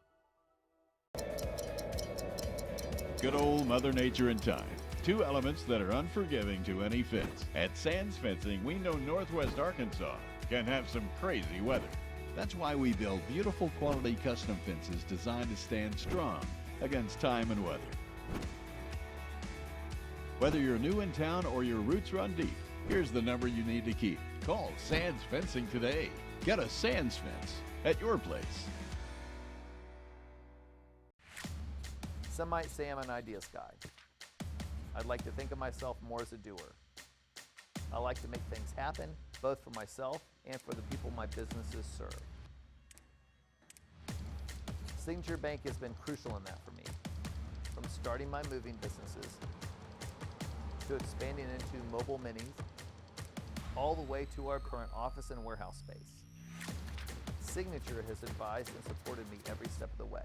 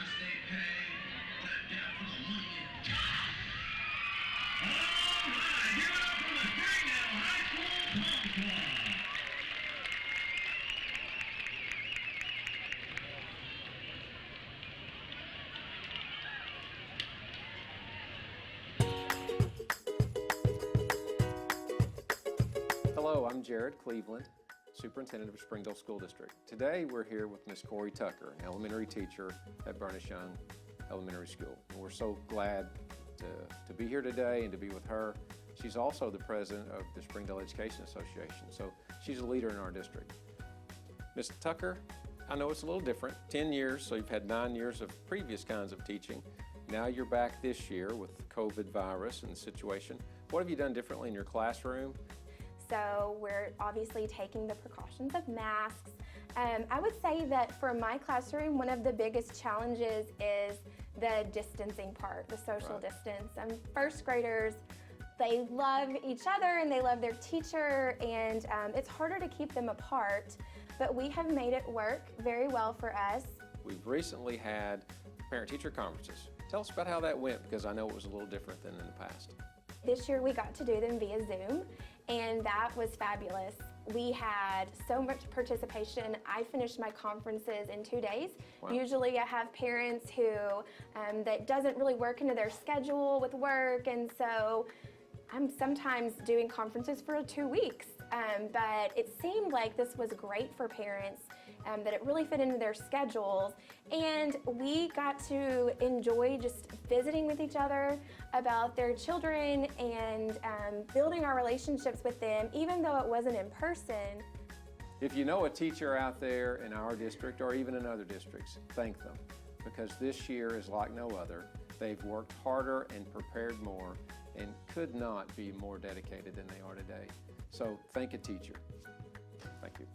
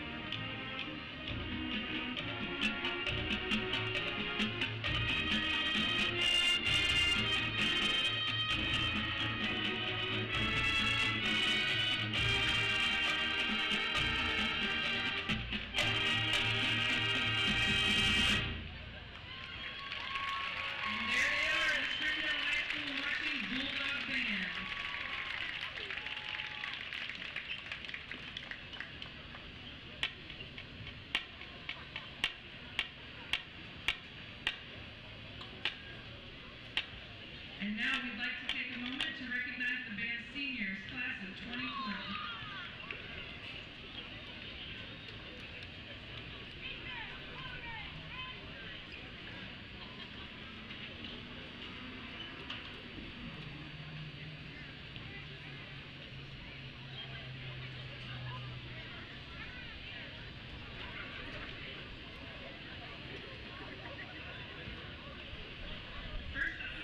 We have Guadalupe Alvarado Perez, David Anaya, Jesus Aragon Gallego, Juana Araujo, Paula Arvalo, Jasmine Austin, Cody Boland, Maria Bonilla, Angel Correa, Eliana Cunningham, Emily Daniel, Freddie De Jesus, Amy Esparza, Crystal Espinoza, Patricia Espinoza, Aaron Easton, Rachel Easton, Alexander Garcia, Ian Galtome, Abigail Gray, Jonathan Hernandez-Parks, Lily Kongman, Gloria Yanito, Lizbeth Lopez, Abigail Losi, Clarissa Lugo, Chris Luhana, Jocelyn Malakara, Alexis Mitchell, Elizabeth Morales, Janet Moreno, Christopher Ontiveros Estrada, Jesus Ortiz, Lilibeth Paniagua, Rudy Pedroza, Marco Perez, Yasmin Pina, Ivan Pineda Manjarez, Tristan Pollard, Anna Presnell, Ava Romero, Noelia Romero, Peyton Stevens,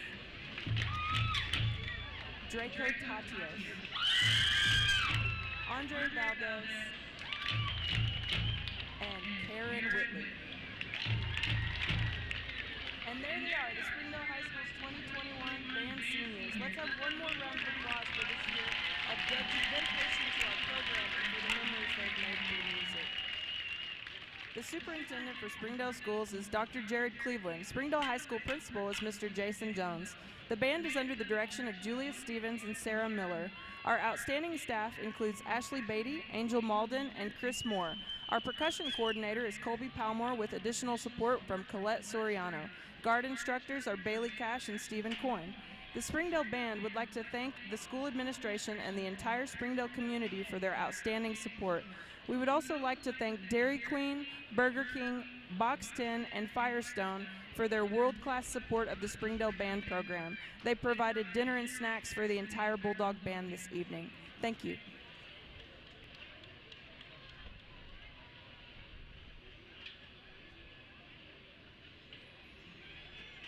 Ladies and gentlemen, welcome to the field, the Springdale High School cheer team.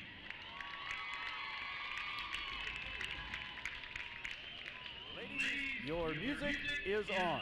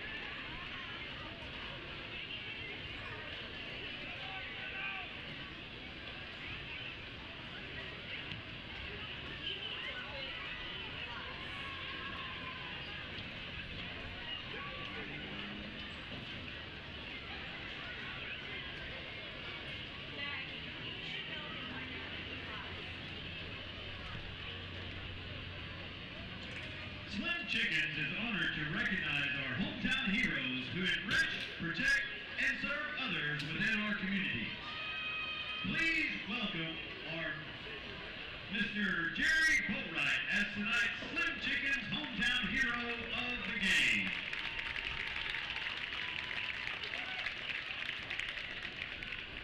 Mr. Boatwright grew up on a farm near Huntsville and has spent most of his life in and around Springdale. After spending many years driving around the country in an 18-wheeler, he went back to driving a school bus in 1997, making sure kids got to their games and back home safely. Mr. Jerry drives more teams to games than anyone else in the district. He makes over 200 trips each year for an average of over 75,000 miles on the road with our kids and coaches.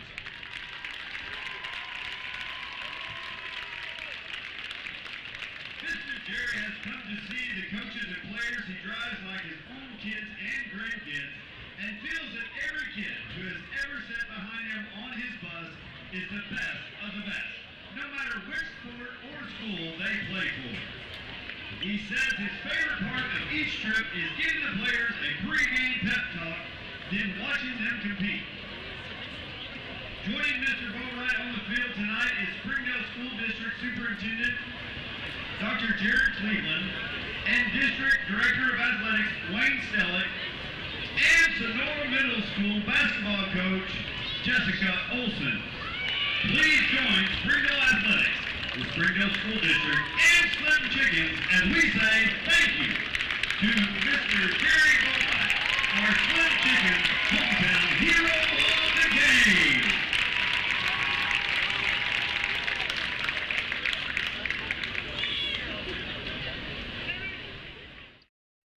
Stanley Steamer started with one man, a van, and a vision. We started with carpet and now clean tile and grout, hardwood, upholstery, and more.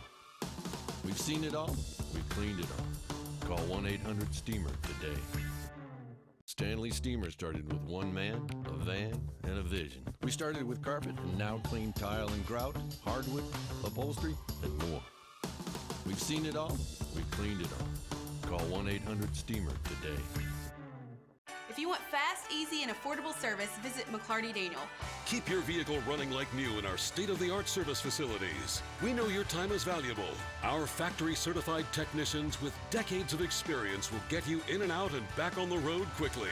We service all makes and models at our 6 convenient locations in Bentonville and Springdale. Open 6 days a week. Visit McClartyDaniel.com to schedule your service appointment today.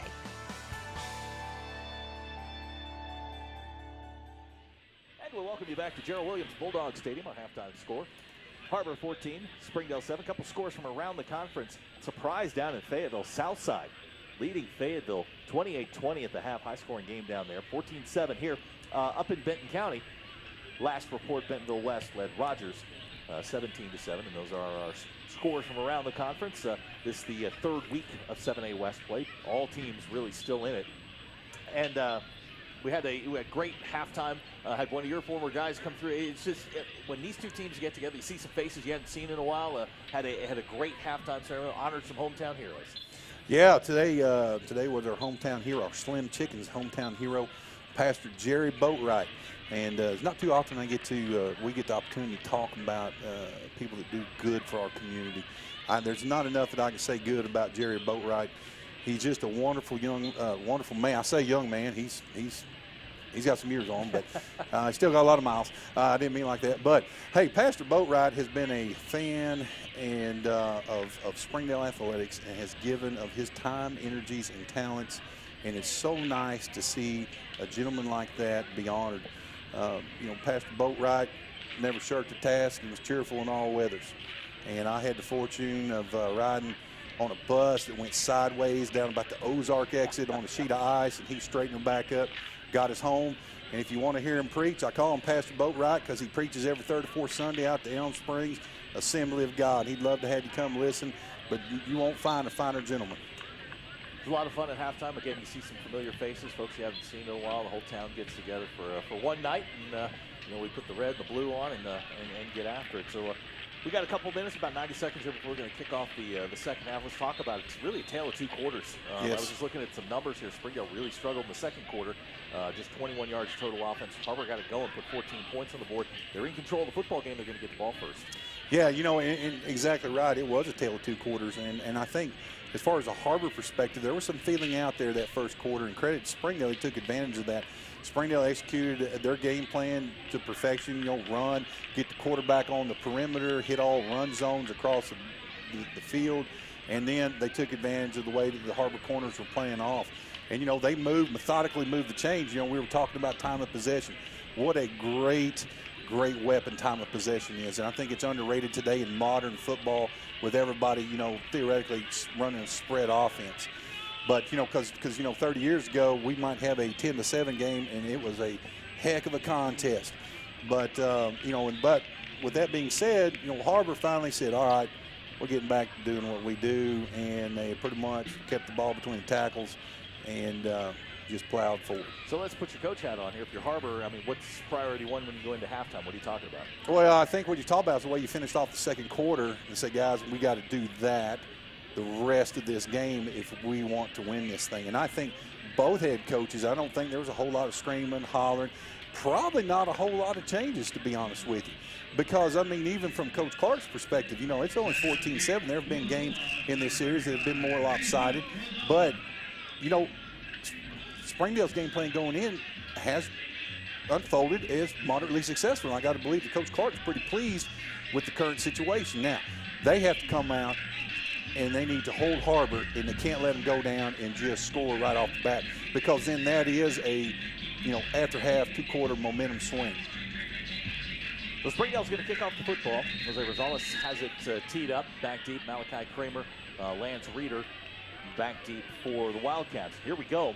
As we kick it off here in the second half, Har-Ber Springdale, the 2020 version underway. This ball angling out of bounds. I think Rosales just missed it. It's going to go out of bounds at the 32. Certainly not what I watched Coach Clark's reaction to that. That was not exactly what he'd ordered. Yeah, I'm not sure it didn't hit one of those frontline guys anyway.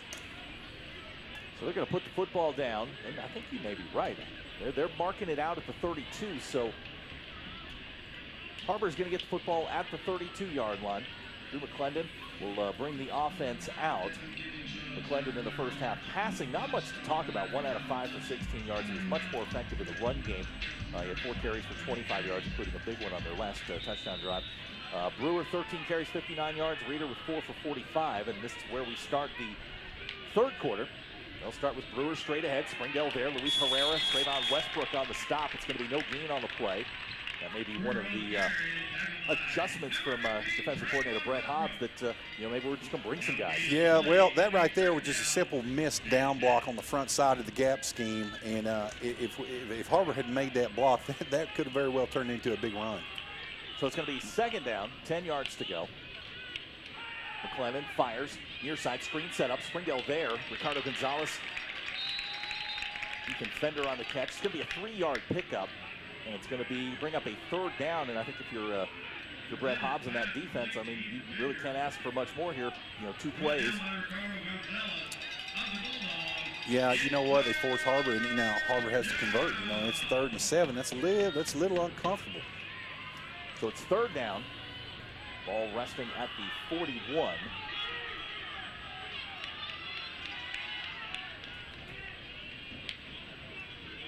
This is McClendon. He's going to be hit at the 35. But boy, he's going to be real close. I think they're going to give it to him at the 48. Springdale had a shot at him, couldn't make the tackle, and it's going to bring up first down. Yeah, I tell you what, McClendon just got that thing right upfield just fast enough because Springdale was bringing pressure off the top edge. So first down 10, ball at the 48-yard line. Har-Ber with the initial first down here of the second half.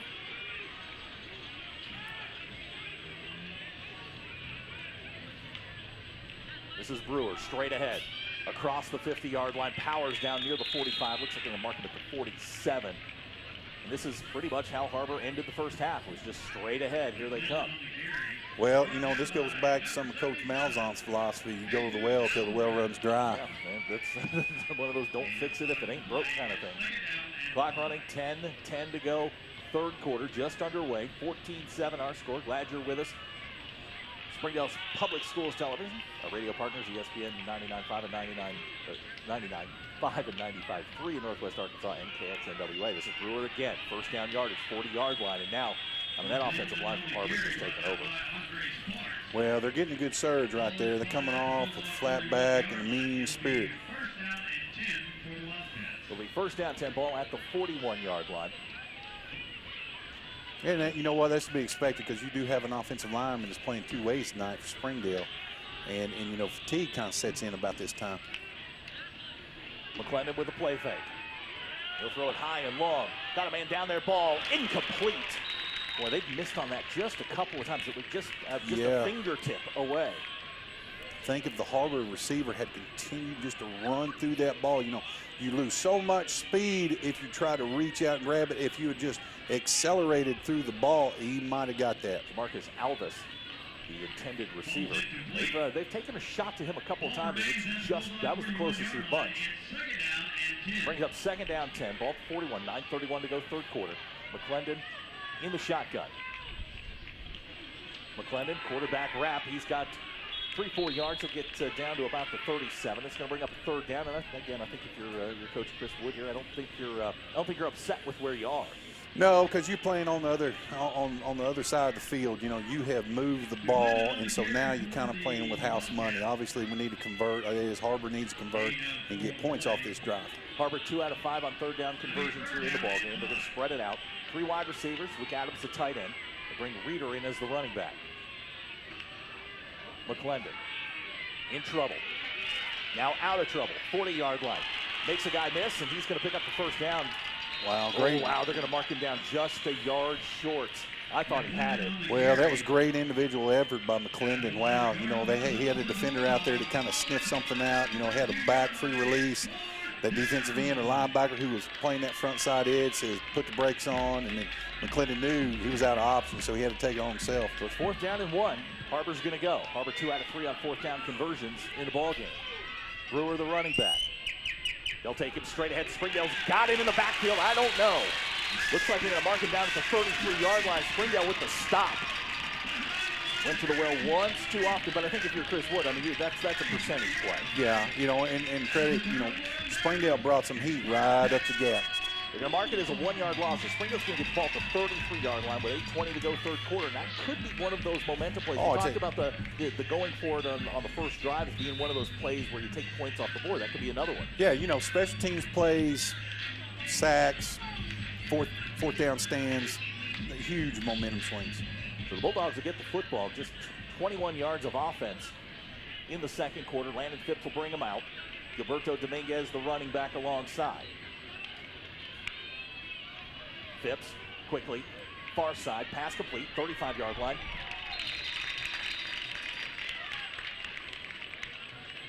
Pass complete to Ricardo Gonzalez, his first catch on the year.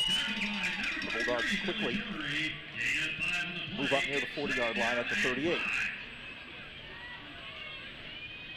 So it's a 5-yard pickup. It'll bring up second down, 5 clock running, 7:55 to go third quarter.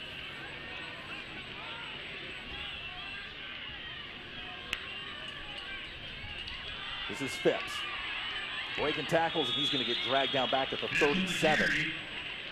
You know, that was a great individual play right there. Har-Ber's defense, make sure they kept contained and didn't let the quarterback break contain. Tommy Hudson on the tackle, and that's one of those, you know, Springdale will go to that sweep quite a bit. Going to bring up a third down. They gave him no yards on the play. It's third down. We'll call it 5. Clock running, 7:20 to go in the third quarter. Phipps on the night passing 5 of 13, just 36 yards. Neither team really passing the ball with any great efficiency. Here's a pass, nearly intercepted, and then finally intercepted. That ball passed through a couple of hands, and that's the one thing that we talked about was the interception or the turnover. Preston Stevens on the interception, and now Springdale going to have to count on that defense again to make another big play. Well, a quick change of possession. You know, if Springdale came out, had that great 4th down stand, and now, you know, Har-Ber has the ball back, but they've got to convert. They've got to do something with it. They've had 2 great opportunities to be on the plus end of the field. You can't come up empty-handed. Springdale's dominated the third quarter here this season, outscoring their opponents 39-6. But this is a continuation of what we saw last week at Bentonville West, where turnovers were starting to creep into the passing game. First down 10, ball at the 49. McClendon will give to Brewer. Net in the backfield, Andre Sparks there. Maybe fell forward for a yard. Going to bring up second down and long. They'll give him no gain on the play. And the Springdale defense last week at Bentonville West was asked to make multiple stops, and they did until finally succumbing in the fourth quarter with a couple of big plays. But this is a different animal here. Bentonville West wanted to throw the ball all over the place. This is much different when you got big guys leaning on you. Well, it kind of feels like this next couple series is going to determine this game. Ooh, nearly jumped offsides. Almost got him on the hard count. McClendon looks to the sidelines for instructions. Second down 10. McClendon with the play fake. He'll throw it high and long again. Looking for Fender down there, and we're going to get a flag. Wow. I thought. Me too. I thought they're going to say the contact was incidental. And it's going to bring up a third down. That's, I don't know if they ruled the pass wasn't catchable, but there was a lot of contact down there. Usually when you see that sort of contact, you immediately get the flag. Young man's checking in for Springdale. Got to keep an eye on him the next couple of years. Number 91, Tevin Tate. This is a guy they like a lot. He's a big guy. 6'4", about 245 pounds, defensive end. He'll line up to the top of your screen near the 50-yard line marker. Here's McClendon. And there's Andre Sparks going to drag him down from behind. Boy, McClendon is strong. Andre Sparks is not a guy to be trifled with. And McClendon dragged him for 2 yards. So it's now 4th down and 8. This is interesting. McClendon is the punter. So you can, you can maybe go up and make that hard count if you want to. See if you can get the 5 yards. That looks like they're going to go here at the 47. Yeah, they hurried to the line of scrimmage. This feels like the hard count's coming. Now they're going to check. Now they're going to go into the punt formation.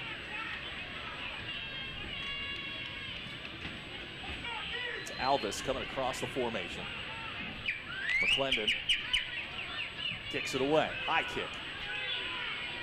A little bit of a tail dragger. Is going to bounce at the 10, and it's going to roll dead at the 7-yard line. So Springdale's going to get the football back, and I think if you're Coach Zach Clark, you just kind of exhale with your defense.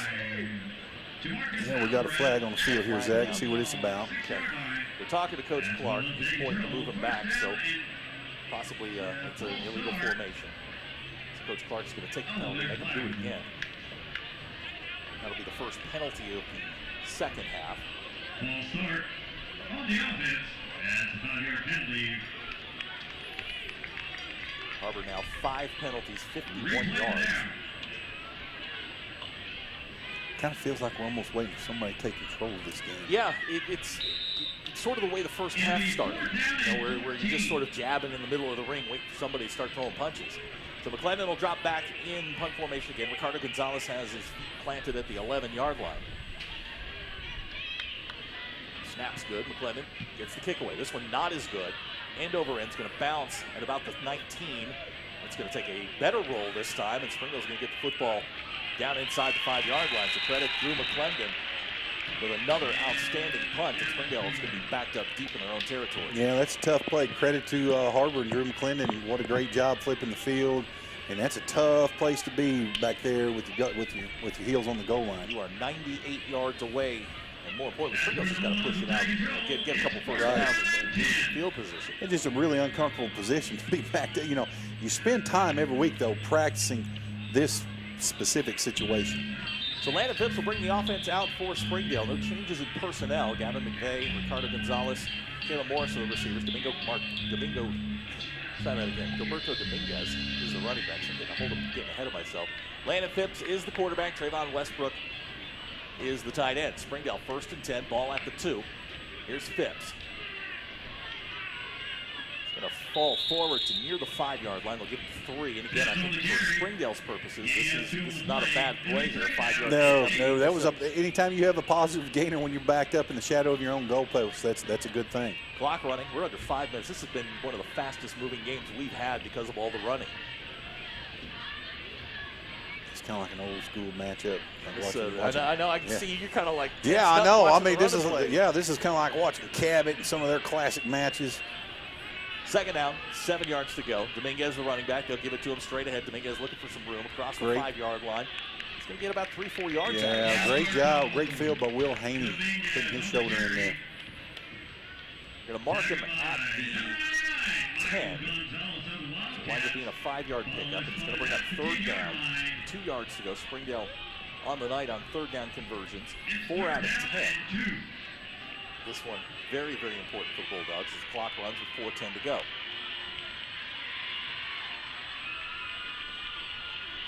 Play clock at 15. Plenty of time for Springdale. Here's Phipps. He's going to get knocked down. I believe that's Tommy Hudson again. It is. Tommy Hudson, great play. Sort of forced the edge and you know, open field tackle, great tackle. So Springdale's going to be forced to kick on the 3 and out. This is becoming a pattern for this Springdale offense. Just really can't get out of their own way right now. Well, with both teams, it's kind of like watching a tennis match. He's watching that ball volley back and forth. You know as well as I do. I mean, field position at some point is going to be, going to become a factor as Landon Phipps drops back in punt formation.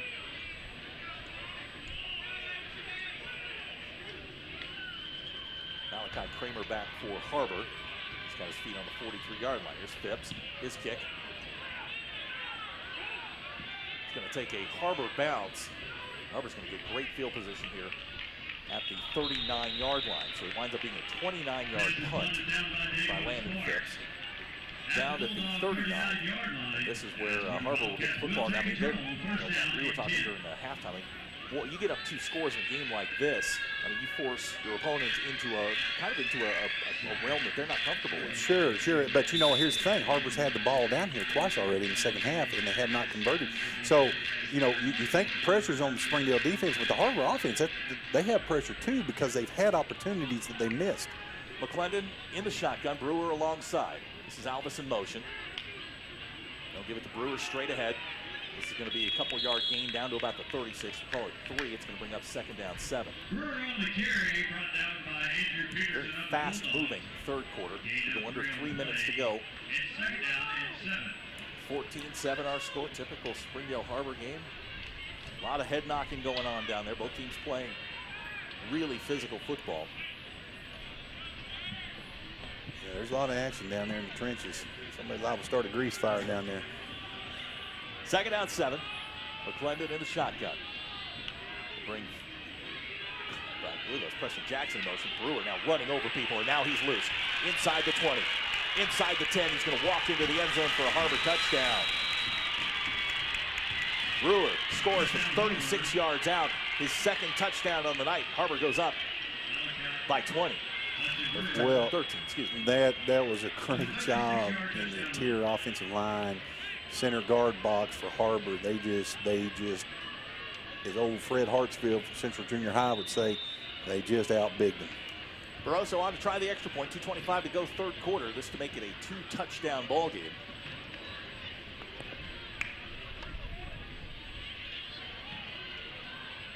Kicks on the way. And it's good.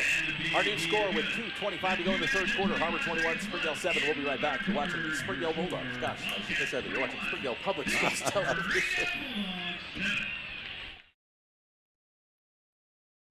At Northwest Health, you can check in online for urgent care and ER visits. This simple step lets you pick a time that's convenient and saves your spot in line before you arrive. It's our new approach to the waiting room. Visit mynorthwestanycare.com. At Northwest Health, we've made it easier to schedule a doctor's appointment. Online scheduling for our primary care physicians lets you make an appointment at any time from anywhere. It's the new way to book your next visit. mynorthwestanycare.com. The Har-Ber scoring drive, 2 plays, 39 yards, 36 of it coming out of Brewer touchdown run. And we were talking about how physical this game is starting to get, and the deeper teams in physical games generally win. Yeah, you know what? You can predict, you can anticipate, you can practice, you can do a lot schematically, but what you cannot replicate is the 4 quarters of big, heavy, greasy guys laying on you and just wallering like a bunch of hogs. It takes its toll over time. So Springdale's going to get the football back here. 2:25 to go 3rd quarter. It's not time to hit the panic button, but some things have to open up on that offense to get things going. Yeah, and you know what? No doubt, Springdale has an opportunity here. I mean, it is still, it's anybody's game at this point. Barroso has it teed up. His kick heading towards Tajon Sparks into the end zone. It'll be a touchback. And now Springdale, whose offense generated 21 yards of offense in the second quarter and has another 8 yards in the third quarter. I mean, we're 2:25 to go in the third quarter. I mean, this offense has got to get going after putting up 111 in the first quarter. Well, if they'll go back to what they did in the first quarter and just methodically move the chains. Now, with that, if they take their time, they have got to convert them into points in the end. The way this game's progressing, I mean, possessions are at a premium now. I mean, They are. Might get 3 in the fourth quarter. So Phipps will bring them out. Dominguez alongside. They're going to spread it out. 4 wide receivers. First down 10. Phipps to throw. Got a man down the middle. Caleb Morris, nice catch at the 36. First down Bulldogs. You know, that play right there has been a staple of Coach Clark's forever. He loved exposing the deep middle of the field, splitting the safeties. He loves that honey hole right there. First down 10 for the Bulldogs. Longest game in the pass game for Springdale tonight. Landed Phipps 6 out of 15, 53 yards. Does have the 1 interception. Clock running, 2:10 to go. Again, they'll go spread it out. 4 wide receivers. Dominguez, the running back. Phipps with the play fake. Now he's going to keep it now, and he's not going to get very far, if anywhere. They're going to give him about a half a yard. They've tried that play a couple of times, had some success with it in the first quarter. Har-Ber's done a nice job shutting it down. Yeah, you know, they ran the old quarterback counter trade. And the counter trade, when I say counter trade, that's with the backside guard and tackle point. The lead guard kicks out. Tackle becomes your lead blocker. And they forced the front side edge. Will Haney filled underneath the backside puller and made a great play. 90 seconds to go, third quarter. Second down, 9. They gave Phipps a yard on the play. Here's Phipps to throw. This one into traffic, intercepted. Malachi Kramer on the interception, and this is what we saw last week from Landon Phipps. His ball's just going into traffic and defenders picking them off. Well, you know, it's tough because, you know, Springdale was pressing right there, trying to make something happen. And, you know, kudos to Har-Ber's defense. They were right where they needed to be. Now, Har-Ber has an opportunity here to really kind of start putting another nail in the coffin.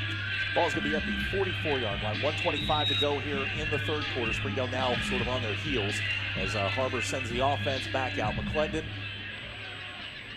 brings him out. He's got Preston Stevens now in the backfield along with him. I wouldn't be surprised to see Coach Wood take a shot pretty soon here. First down 10. Now we got a collision in the backfield. Reeder comes, and wow, that was there was something going on there. Just that wasn't right. That wasn't the way you draw it up on Sunday afternoon. So it'll wind up being a 3-yard loss.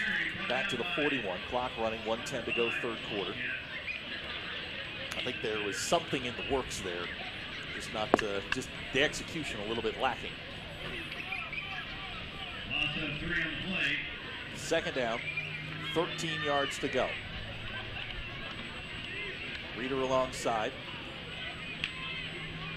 This is Alvis on the reverse. Springdale has it defense. Andre Sparks there. They give him about a half a yard on the play. Yeah, great job by Springdale staying home. They went through the old Bruce Matthews defensive checklist: bootleg, throwback, reverse. So let me ask you. I mean, Har-Ber gets control. I mean, they get the football back in control here, and they were having so much success just pounding the ball downhill. You know, I don't know. It seems to me like they keep on pounding the ball, and they find themselves in a third and long situation. And by doing so, you provide hope to the other side. 10 seconds to go on the play clock. Har-Ber's going to have to get a playoff here, or they're going to have to take a timeout or take a 5-yard penalty. They're going to need to hurry here. 3 seconds, 2 seconds. It looks like they're going to take a timeout with 4 seconds to go in the third quarter. We'll take the timeout with them. Har-Ber leads 21-7. You're watching Springdale Public Schools Television. Arkansans appreciate community. We work and raise families, care for our neighbors, and come together in good times and bad. At First Security, that local strength is what we love best about our home state. There is commitment here, and heart, and hope. Thank you to everyone who is standing together, learning from one another, and making Arkansas a place we all love to call home. We're proud to be your community bank. 4 seconds to go in the third quarter, 21-7 our score. Har-Ber takes the timeout. I don't know if there was some confusion with where the play clock was and the game clock was. That just, that's one of those things. That's just one of those game management things that come back to bite you at some point. Yeah, you know what? They got the timeout, which is good. But, you know, there's all kinds of things going on down the sideline. You got coaches talking in one ear. You got people hollering. You know, kids, you know, talking to their coaches. It's crazy down there, but they did the right thing, got the timeout to avoid the penalty. 3rd down, 13. Har-Ber 2 out of 7 on 3rd downs of the ball game. This is McClendon, quarterback draw. Got a hole, big hole, 50-yard line. 1st down yardage. Springdale just got out Fox there. 1st down yardage down to the 44. Great call there by Har-Ber. And I mean, if you're Springdale, you just got to be aware of that. Well, hey, that was great. Excuse me. That was a great run by Drew. I mean, he really put his foot in the ground and accelerated. Credit to that offensive line. You know, they did a great job of creating some seams up in there. So that's the end of the 3rd quarter. Our score after 3, Har-Ber 21, Springdale 7. We'll be right back. You're watching the Springdale Bulldogs. Gosh, I did it again, man. I got to break myself of this out. You're watching Springdale Public Schools television. You can love where you live and play at an apartment community managed by Lindsay Management Company. Affordable apartments with awesome amenities, including clubhouses, fitness center, pools, tennis and basketball courts, and playgrounds at select locations. Many locations also include golf privileges, business centers, game rooms, tanning beds, whirlpools, saunas, and resort-style swimming pools. View rates, photos, and apply online at lindsaymanagement.com. At Northwest Health, we've made it easier to schedule a doctor's appointment. Online scheduling for our primary care physicians lets you make an appointment at any time from anywhere. It's the new way to book your next visit. MyNorthwestAnyCare.com. As we start the 4th quarter, 21-7 our score. 1st down 10, Har-Ber, ball at the 44-yard line. Here's McClendon. Across the 40, we got a flag down in the backfield. He's going to be dragged down at the 23, so we'll wait and see what the flag is. That's going to be a hold against Har-Ber, so that play is going to come back.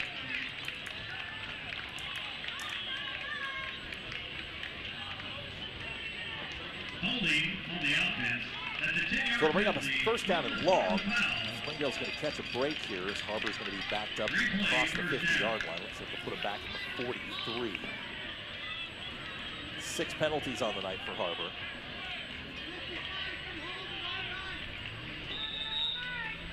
Well, not a whole lot of plays in playbook for this down and distance. Now 61 yards worth of penalties for the Wildcats. Clock running, 11:45 to go in the ballgame. Glad you're with us. Here on Springdale Public Schools Television, as well as our TV partner, KXNA, and our radio partner, ESPN 99.5 and ESPN 95.3. Don Strubing alongside. Now we're going to get a timeout, Har-Ber, with 11:32 to go in the ballgame. We'll be right back. You're watching Springdale Public Schools Television. This month, our biggest discounts on the highest quality lineup of vehicles are at Crane Buick GMC in Springdale. Right now, get up to $10,000 off new Sierras, up to $12,000 off new Yukons, and new Acadias are just $399 a month with zero money down. And just like always, you'll get the Crane commitment, including a 100-year, 100,000-mile warranty, because we are Arkansas driven. Visit Crane Buick GMC of Springdale in the heart of Northwest Arkansas and online at cranebuickgmcofspringdale.com. 21-7 our score, 11:32 to go in the ballgame. Har-Ber calls the timeout, their second of the second half. And I was telling Donna, Springdale 111 yards worth of offense in the first quarter, 43 yards since. This Har-Ber defense has really cramped down on the run game, and then they have turned Springdale over twice. We were talking about penalties and turnovers being part of that emotional charge here. Har-Ber's really controlled their emotions pretty well. Well, right now they're going to make some yards. It's 1st down, 23, ball back at the 43-yard line. McClendon in the shotgun. This is Adams in motion. Play fake. They're going to take a shot. He's got Fender down the middle of the field. This ball is caught by Ethan Fender at the 20-yard line. A big gainer for Har-Ber, their biggest gain in the passing game. That's going to give them a 1st down in the red zone. Well, you know what? You throw enough deep balls, the odds are eventually you'll connect on one of them. That's great protection by Har-Ber. They kept it back in, max protect. Just good execution. So it's 1st down. Ball at the 20-yard line. Reeder, the running back.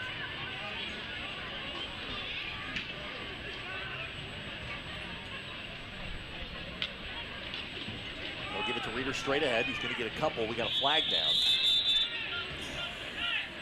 We'll wait and see what the penalty is. It's thrown in the area of holding. Called it on Springdale. I didn't see the call. I didn't either. Ball's going to go down to the 9-yard line. Ball spotted at the Bulldog 9-yard line. It'll be first down and goal for Wildcats. So it's first down and goal. Ball at the 9 for Har-Ber. This is, I mean, we talk about it a lot on our broadcast. I mean, this is put away drive. You score here, you make it really, really hard on your opponent. Clock running, 10:45 to go. Reeder, the running back, alongside Drew McClendon. Reeder straight ahead. There's a couple guys missed. He's going to pick up a couple of yards. We'll call it down to the 7. You think the touchdown here, but any points at this point really make life difficult. Yeah, well, especially with the flow of this game, it's kind of been like we've been waiting all game for somebody to kind of step out on one side, kind of take control, but it's been a wide open game all night. Second down, goal. Ball at the 7-yard line. Clock running, 10 minutes to go. Har-Ber in no hurry whatsoever to call it, to run a play here. Plenty of time on the play clock. 10 seconds to go.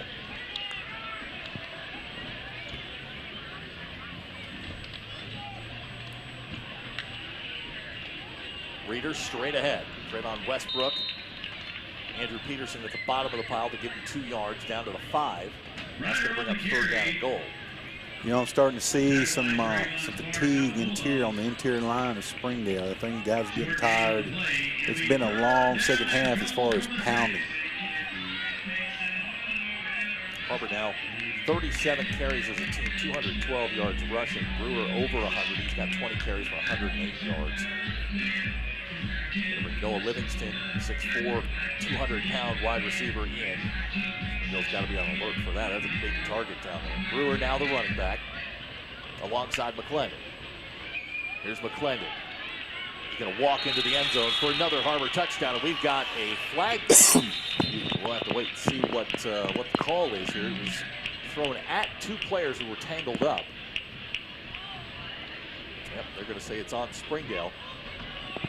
So the touchdown's going to stand. McClendon in from 5 yards out, and now I feel like Har-Ber's got control of the football game and can start planning for next week.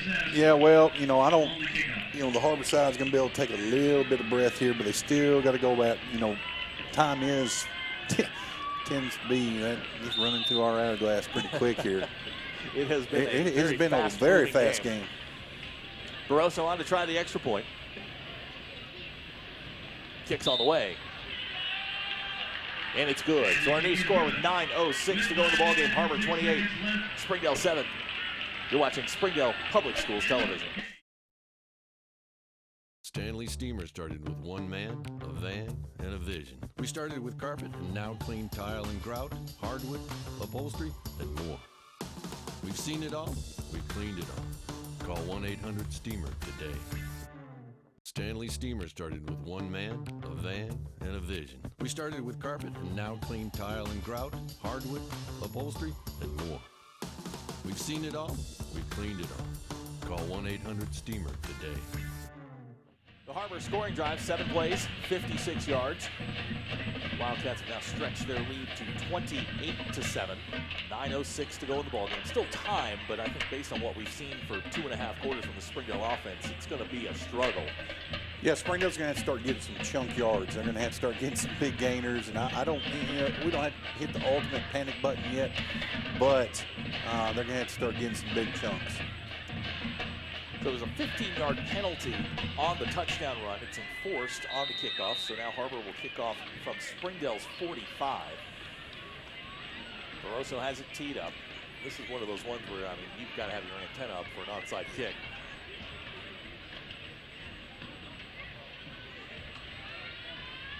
And Barroso's just going to hammer this one out of the back of the end zone for a touchback. Springdale take over, first down 10, ball at the 20. The play chart here in the second half has been disastrous for Springdale. 2 turnovers, 2 interceptions. One after a 4th down stop when you sort of seize momentum and seek to get back into the game, you throw the interception. It really is just sort of put them behind the 8 ball the entire second half. Yeah, Springdale coming out at the half had some opportunities, made some good stops, and at that point in time, the game still could have swung either way. So Landon Phipps will bring the offense out. Down by 21. Gilberto Dominguez alongside.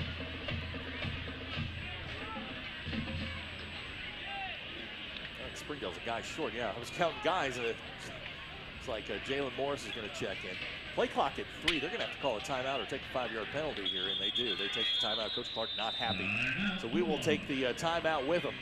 28-7 our score. You're watching Springdale Public Schools television. We came to Arvest Bank to see what makes it different. It's a community bank that really reaches out to the customers to make them feel special. I feel special every time I come in here. They want to be involved in the community and want to be part of the community. They support our university, our athletic department. They've told us that they could have a fleet of volunteers there to help this year if we needed. I see them at a lot of our Hispanic community events that we do. I can't think of another bank in the city that has such a big community presence as Arvest. Arvest Bank, our customers say it best. 9:06 to go in the ball game. Springdale trails Har-Ber 28-7. Har-Ber has controlled basically the final 3 quarters, 2.5 quarters that we've played here. Springdale with just 43 yards of offense since the first quarter, a quarter in which they dominated, just couldn't seem to punch the ball into the end zone. First down 10, Landon Phipps with the play fake. Looking for Kalen Morris. He's got it at the 37. Kalen down the sideline. And it looks like he's going to be forced out of bounds. They're going to mark him down at the 17-yard line. So a big play out of the passing game in the Springdale offense. For the first time tonight, has a golden opportunity to try and get back into it. That was great pass protection by the Springdale Bulldogs. Great job with the quarterback. Threw an excellent ball, and his receiver just ran right underneath it. Great execution. So it'll be first down, 63-yard pickup. Phipps to Morris. Here's Springdale with another play fake. Phipps, same play, looking for Tevin Tate. Ball caught at the 2-yard line. Was it Tevin or was it Trayvon?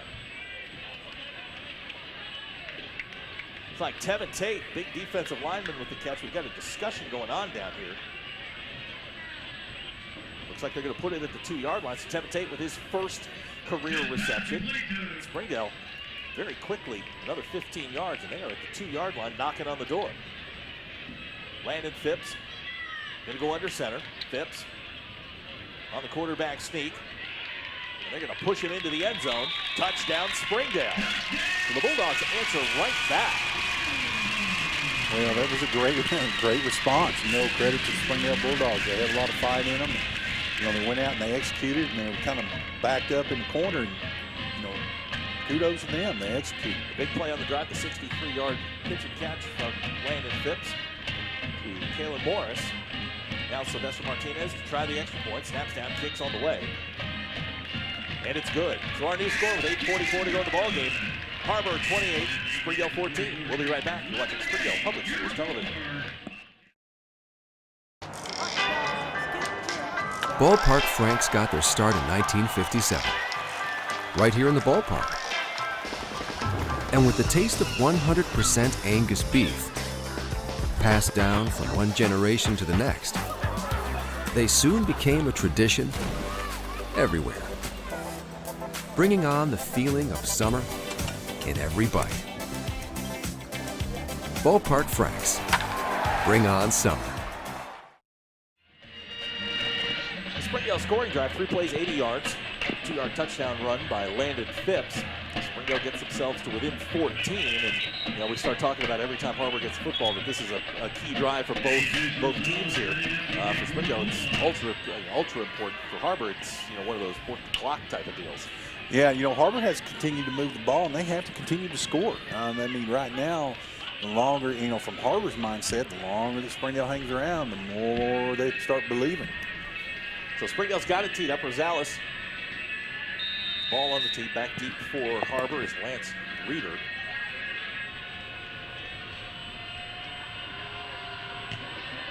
kick's going to be high and short. It's going to bounce at the 14. Reeder with a little bit of trouble. It's going to roll into the end zone for a touchback. Smart play there by Lance Reeder not to panic and get the football away. So Har-Ber will get the football at the 20. 8:44 to go in the ball game. And I think if you're Har-Ber here, we got a flag down, so we'll wait and see what that is. That's got to be a holding.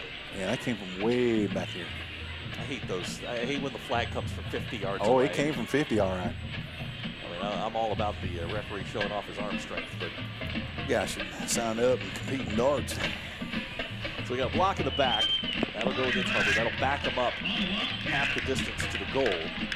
Okay, now Har-Ber's got to get that ball out of here now. All of a sudden, Springdale sees his momentum on the flip field. First down 10. Ball at the 10. What you don't want to do if you're Har-Ber is put the ball in a sudden change kind of thing. I mean, you go 3 and out, you work the clock. I mean, the clock is still in your favor. It's the turnover that you're trying to avoid. This is Fender in motion. They'll give to Brewer straight ahead. Brewer, big hole across the 15. Boys going to get out close to the 20. He's almost got first down yardage. They're going to give him 9 on the play, and this is a big guy right now. 21 carries, 117 yards. Young kid, that's a lot of carries, and he seems to be handling the pitch count very well. It's going to be second down 1. Clock running, 8:20 to go in the ballgame. Springdale down by 14. Har-Ber has controlled the second half.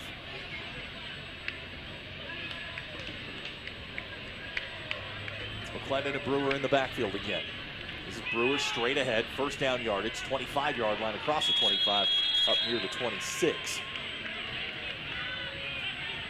7-yard pickup and a first down. And the guys in white right now set the chains, wind the clock. Move the chains. Under 8 minutes we go.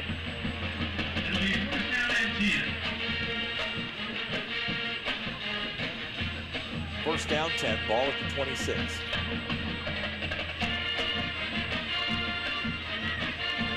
Reeder's checked in as the running back. They'll give it to him straight ahead. 30-yard line. Might have been about a 4-yard pickup on first down. Nothing real fancy what Har-Ber's doing. They're just kind of trying to bully their way to positive gains. Reeder now 8 carries, 50 yards on the night. Interior defensive line for Springdale's getting up a little bit slower and slower. There's been a lot of pounding. Looks like we're going to get a timeout. I've got trainers on the field. I've got coaches on the field. Looks like the referee's going to push everybody back. So the clock is stopped with 7:19 to go. Second down, 5 yards to go. The line to reach is the 36.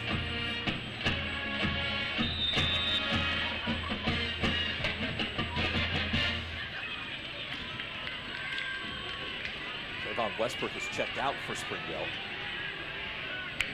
Reeder on the carry. No, it's McClendon on the quarterback keep. Andrew Peterson's got a hold of him, but boy, he's going to be close to first down yardage up to 35. Yeah, great job by Drew McClendon, just kind of being patient, letting his blockers get out there in front of him. McClendon now 11 carries, 68 yards, has the 1 touchdown. It's going to bring up third down and 1. Clock running, 6:45 to go in the ballgame.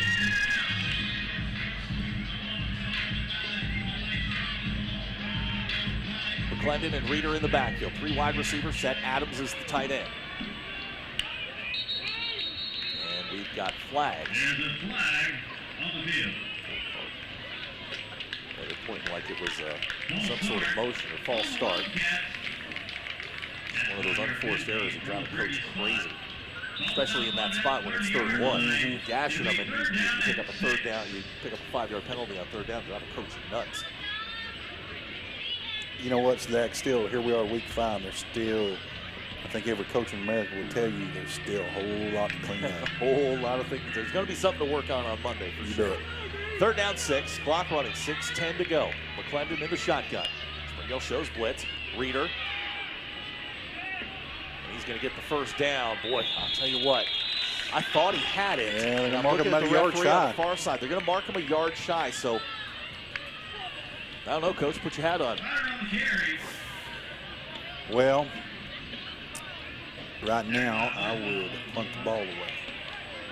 If it was me. Probably totally wrong.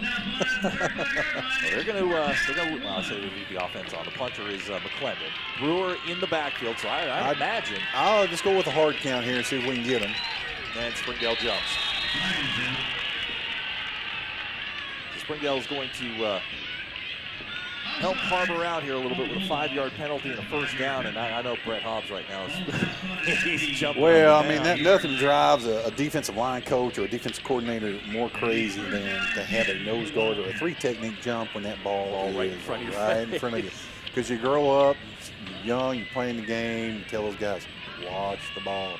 It sounds like a pretty simple concept, but when your adrenaline's flowing, not as simple. First down 10, ball at the 40.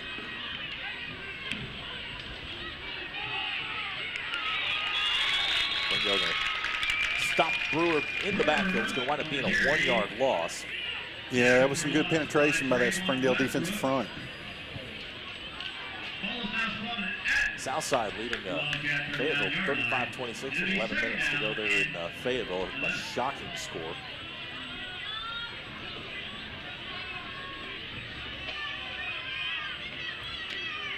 Second down, 11 yards to go. McClendon in the shotgun. Will give to Brewer. Get across the 40, up near the 45-yard line. He's going to bring up third down. I think this drive, regardless of its outcome, has achieved what they want to do. Yeah, they're using a lot of clock. Yeah, 4 minutes off the clock. They're going to mark him at the 45, so it's a 6-yard pickup. Brewer now 129 yards rushing.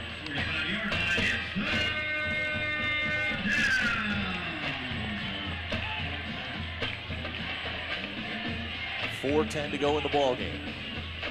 Third down, 5 yards to go. Ball at the 45. McClendon in the shotgun. Springdale jumps off sides again.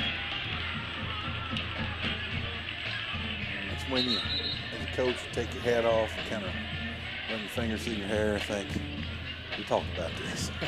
This feels like something. Yeah, Springdale's point. Yeah, they are. Clearly a Bulldog went across the neutral zone. I didn't see it. Wow, okay. I stand corrected. This one's going to go back to the 40-yard line. Now it's going to bring up third down and 10.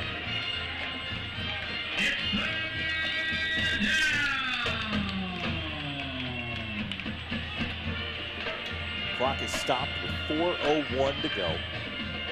You like me, I saw red. I guess you get drawn off. Third down, 10 yards to go. Ball at the 40. Glendon in the shotgun, 3 wide receiver set. We're going to get a timeout. So we will take the timeout with them. 4:01 to go in the ballgame, 28-14 our score. You're watching Springdale Public Schools Television. At Northwest Health, we're making it easier to see a healthcare provider. Book an appointment online with one of our primary care physicians, or walk right into any Northwest Health urgent care without an appointment. Online check-in for ER and urgent care visits saves your spot in line before you arrive. With options around the region and around the clock, the care you need has never been easier to find. At Northwest Health, we're taking your care in new directions. Visit mynorthwestanycare.com. 4:01 to go in the ballgame. Har-Ber leads by 14, facing a third down, 10 yards to go. We were just talking about you can't put it up here, can you? I wouldn't think so. Har-Ber 4 out of 10 on third downs in the ballgame.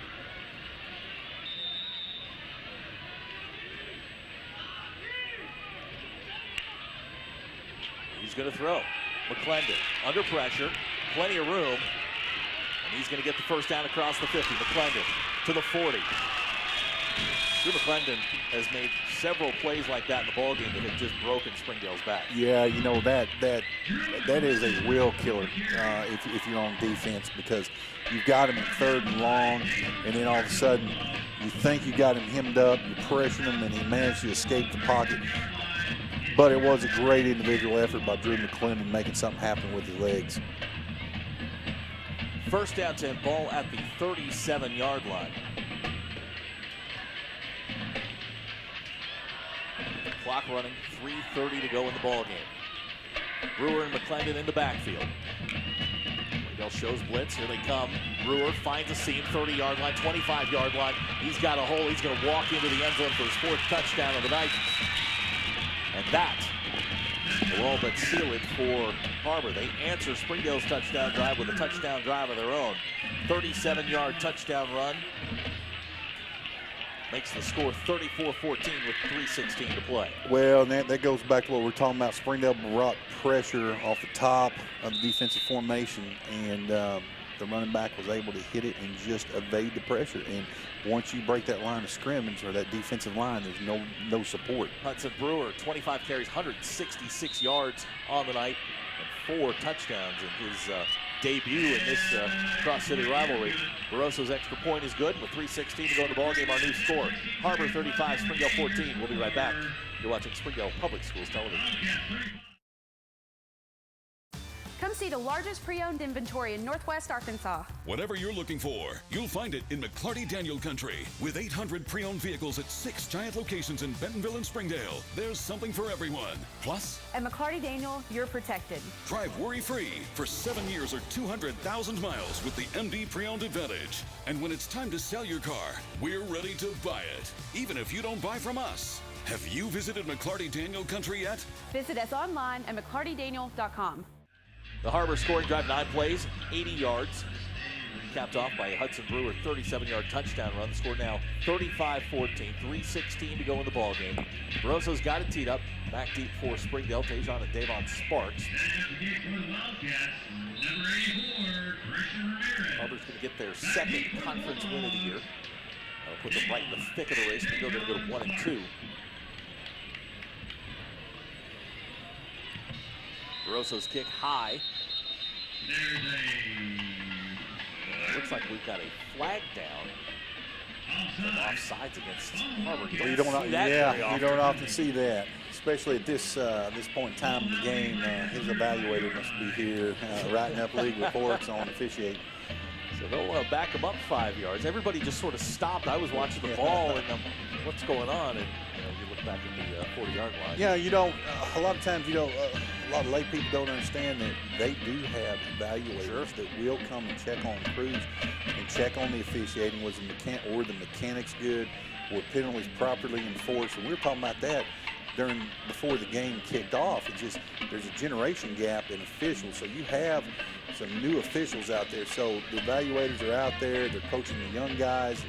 And, I would encourage anybody who wanted to become an official to reach out to Arkansas's Officials Association.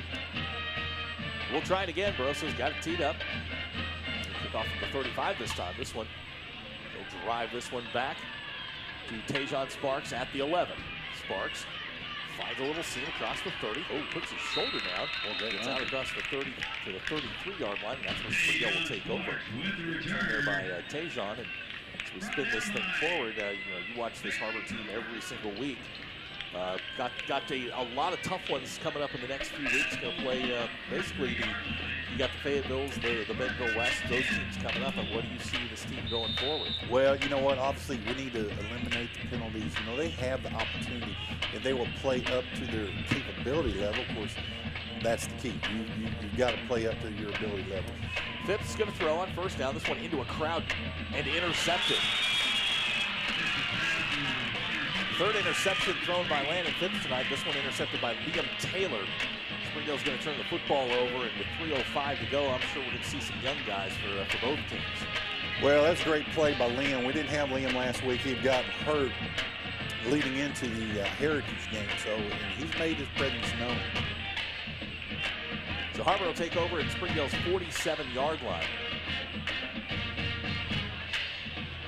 We'll see if they send the ones out again. Yeah, I see some new guys coming in. Looks like Chris Wood's going to pull the starters out. Some guys who haven't played very much, get them some reps. This is always the announcer's nightmare as the new guys come on. New quarterback in the game for Har-Ber, Braxton Scott, Jr.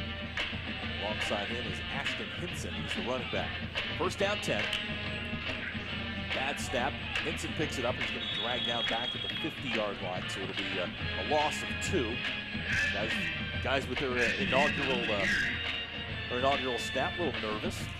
Oh yeah, it's always a little bit nerve-wracking. We were talking about this last week on our broadcast. Is that you know, these guys do a lot of work during the week, and a lot of times they end up running the opposing team's cards and serving the scout team guys. But these guys are huge. You know, your backups are huge, giving the other side of the ball a good look during the week.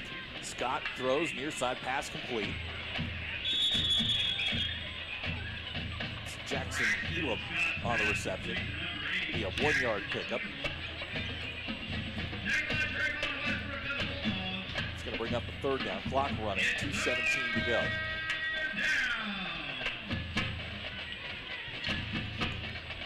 These young guys will put in the work during the week. Deserve a couple of snaps here. You know, some of them may not get to play again. Right, you get out here under the lights and do the best you can. Well, I mean, everybody works hard during the week. I mean, it takes every member of your team. This is Scott on the quarterback keeper. He's going to get to about the 45-yard line, and that's all, and it's going to bring up 4th down.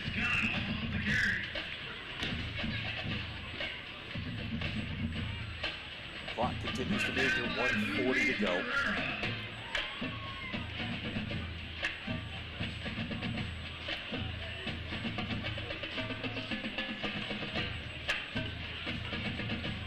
Play clock at 50 minutes. I want to thank you. It's been fun. It has. It's been a lot of fun. It's been a pleasure. We got to do this again sometime. It's like basketball. I'd lose street credibility real quick. All righty then. 4th down, 9 yards to go. This is Hinson. He's going to get to the 46-yard line. Ball loose. Picked up by Danners Wiley. Danners Wiley down the sideline to the 30. He's going to be dragged out of bounds at the 15. So Springdale's going to get the football back with 1 chance left, with 1:03 to go in the ballgame. Just a young guy trying to make a play, and he's stripped by Andre Sparks. Springdale gets football. Yeah, that was a pretty wild and western play right there. Thing looked like that thing had some grease on it. Just kind of popped out. So the Bulldogs get the football, 1st and 10, ball at the 15-yard line.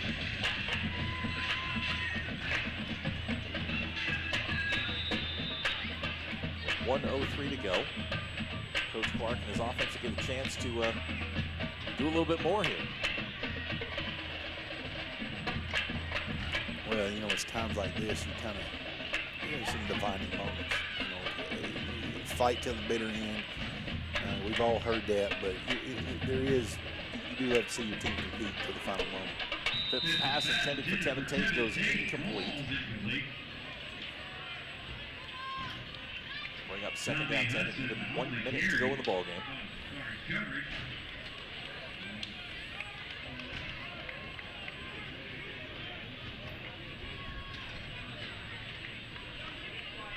Some scores from around the league. Southside now leads Fayetteville 42-26. Yeah, that'd be a big win. Here's Phipps. Looking for Caleb Morris in the end zone. Incomplete. That's going to bring up a 3rd down. Taylor had a shot at it. This falls incomplete. It's going to bring up 3rd down 10 with 54 seconds to go.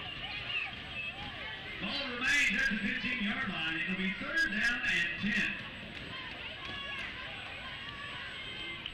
3rd down, 10 yards to go. Changes personnel for Springdale.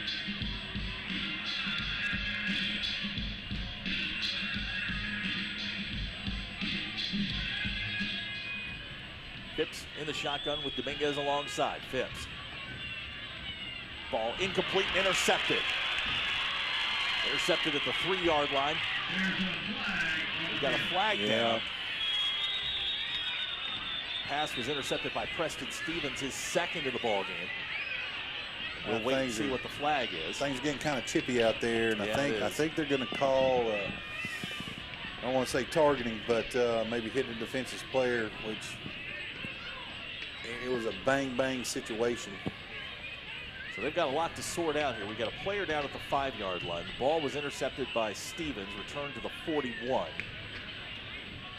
41 seconds to go in the ball game. We got a Bulldog down at the 5-yard line. Looks like Ricardo Gonzalez. I'll tell you what, Colby, we're going to take a timeout with 41 seconds to go.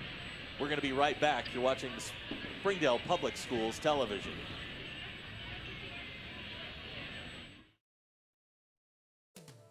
AQ Chicken House is open for dine-in and carry-out. We have taken the necessary measures to provide the comfortable dining atmosphere that you know and love. Kids eat free every Tuesday and Thursday. And don't forget senior night on Mondays and Wednesdays. So stop on in for your AQ Chicken favorites or get them to go. Let AQ Chicken serve you and your family today. AQ Chicken, a family tradition since 1947. Nothing says game day like good friends and great food. And at Slim Chickens, we know great food. From our 100% all-natural chicken tenders, fresh-made wings served with house sauces, to delicious chicken sandwiches, crisp salads, southern sides, and desserts you just can't get anywhere else. At Slim's, we have the food you love, made fresh for the people you care about. Dine in, drive through, or order online. Slim Chickens. Fresh, delicious chicken.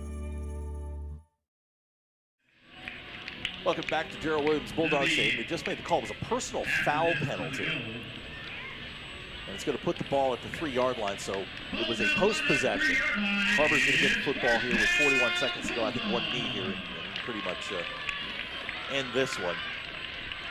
It's going to be one of those nights, I think, that Zach Clark goes back and looks at his offense, and he's just going to pull his hair out. 4 turnovers, four interceptions, had some opportunities, and for Chris Wood, Old Man River just keeps rolling. You know what? They Springdale came out and they executed their game plan right off the bat, and they executed well. And that's going to be the frustrating thing for Coach Clark, because they did what they wanted to do, and they dominated the first quarter of the game. Hinson on the carry out to the 14-yard line. It's a first down. Clock running. 29 seconds to go. We're going to get one more play. And they're just going to hold it, and then they're going to let the clock run out. So that is going to be the final score as the clock ticks towards 0. Don and I will be right back to wrap it up. Our final score tonight, Har-Ber 35, Springdale 14. You're watching Springdale Public Schools Television. Welcome home to Lindsay Living. From value-packed basic apartments with appliances and washers and dryers to resort-style apartment living on golf courses with fabulous amenities, you'll love where you live and play. Visit lindsaymanagement.com to apply online and see photos, rates, and floor plans for all locations we manage throughout Arkansas and in surrounding states. Welcome to McClarty Daniel Country. With 6 giant locations and over 3,000 vehicles, Northwest Arkansas is McClarty Daniel Country. Stop by one of our showrooms today to shop our full lineup of cars, trucks, and SUVs. McClarty Daniel is proud to be your premier automotive destination. Need service? We work on all makes and models 6 days a week. Plus, our full-service collision center can repair anything, from a minor ding to a major collision. Have you visited McClarty Daniel Country? Visit us online at McClartyDaniel.com. Our final score tonight, Har-Ber 35, Springdale 14. And Don, just some impressions here. Both teams now 2-4. Har-Ber 2-1 in the conference, Springdale 1-2. Your impressions? Well, hey, everybody still has hope. You know, here we are, week 5, and everybody still has something to fight for. You know, as we plow through the next couple of weeks, statistically, mathematically, people are going to start kind of figuring out their destiny. But I want to give both teams credit. It was a hard-fought game. Both teams had many opportunities. I think in the end, Har-Ber's ability to kind of just will the run in the box took its physical toll, and just kind of wore down Springdale. Springdale had opportunities like we discussed. They dominated the first quarter of the game. You could not ask for anything better. And I know Coach Clark's going to be a little bit disappointed because the game plan going in, they did it, and then all of a sudden Har-Ber kind of just went back to the old drawing board, just like Wile E. Coyote, after he runs off a cliff, and kind of reinvent themselves and just started moving the chains. Hudson Brewer is going to be our player of the game. 25 carries tonight, 166 yards and 4 touchdowns. He had the 2 long touchdown runs, 39 and 37. Great night for him in his debut in this cross-city rivalry. It's a fun night. I mean, I love this night. We get a chance to see, again, we get to see faces we don't normally see. Everybody's here. The staff that puts on these games, Janet Kate and her crew put on just they do such a great job. We don't get to see them all the time. And it's great to see you and everybody else that came out tonight. Hope you enjoyed it. Final score tonight, Har-Ber 35, Springdale 14 for our entire Springdale Public Schools television crew. We bid you a good night.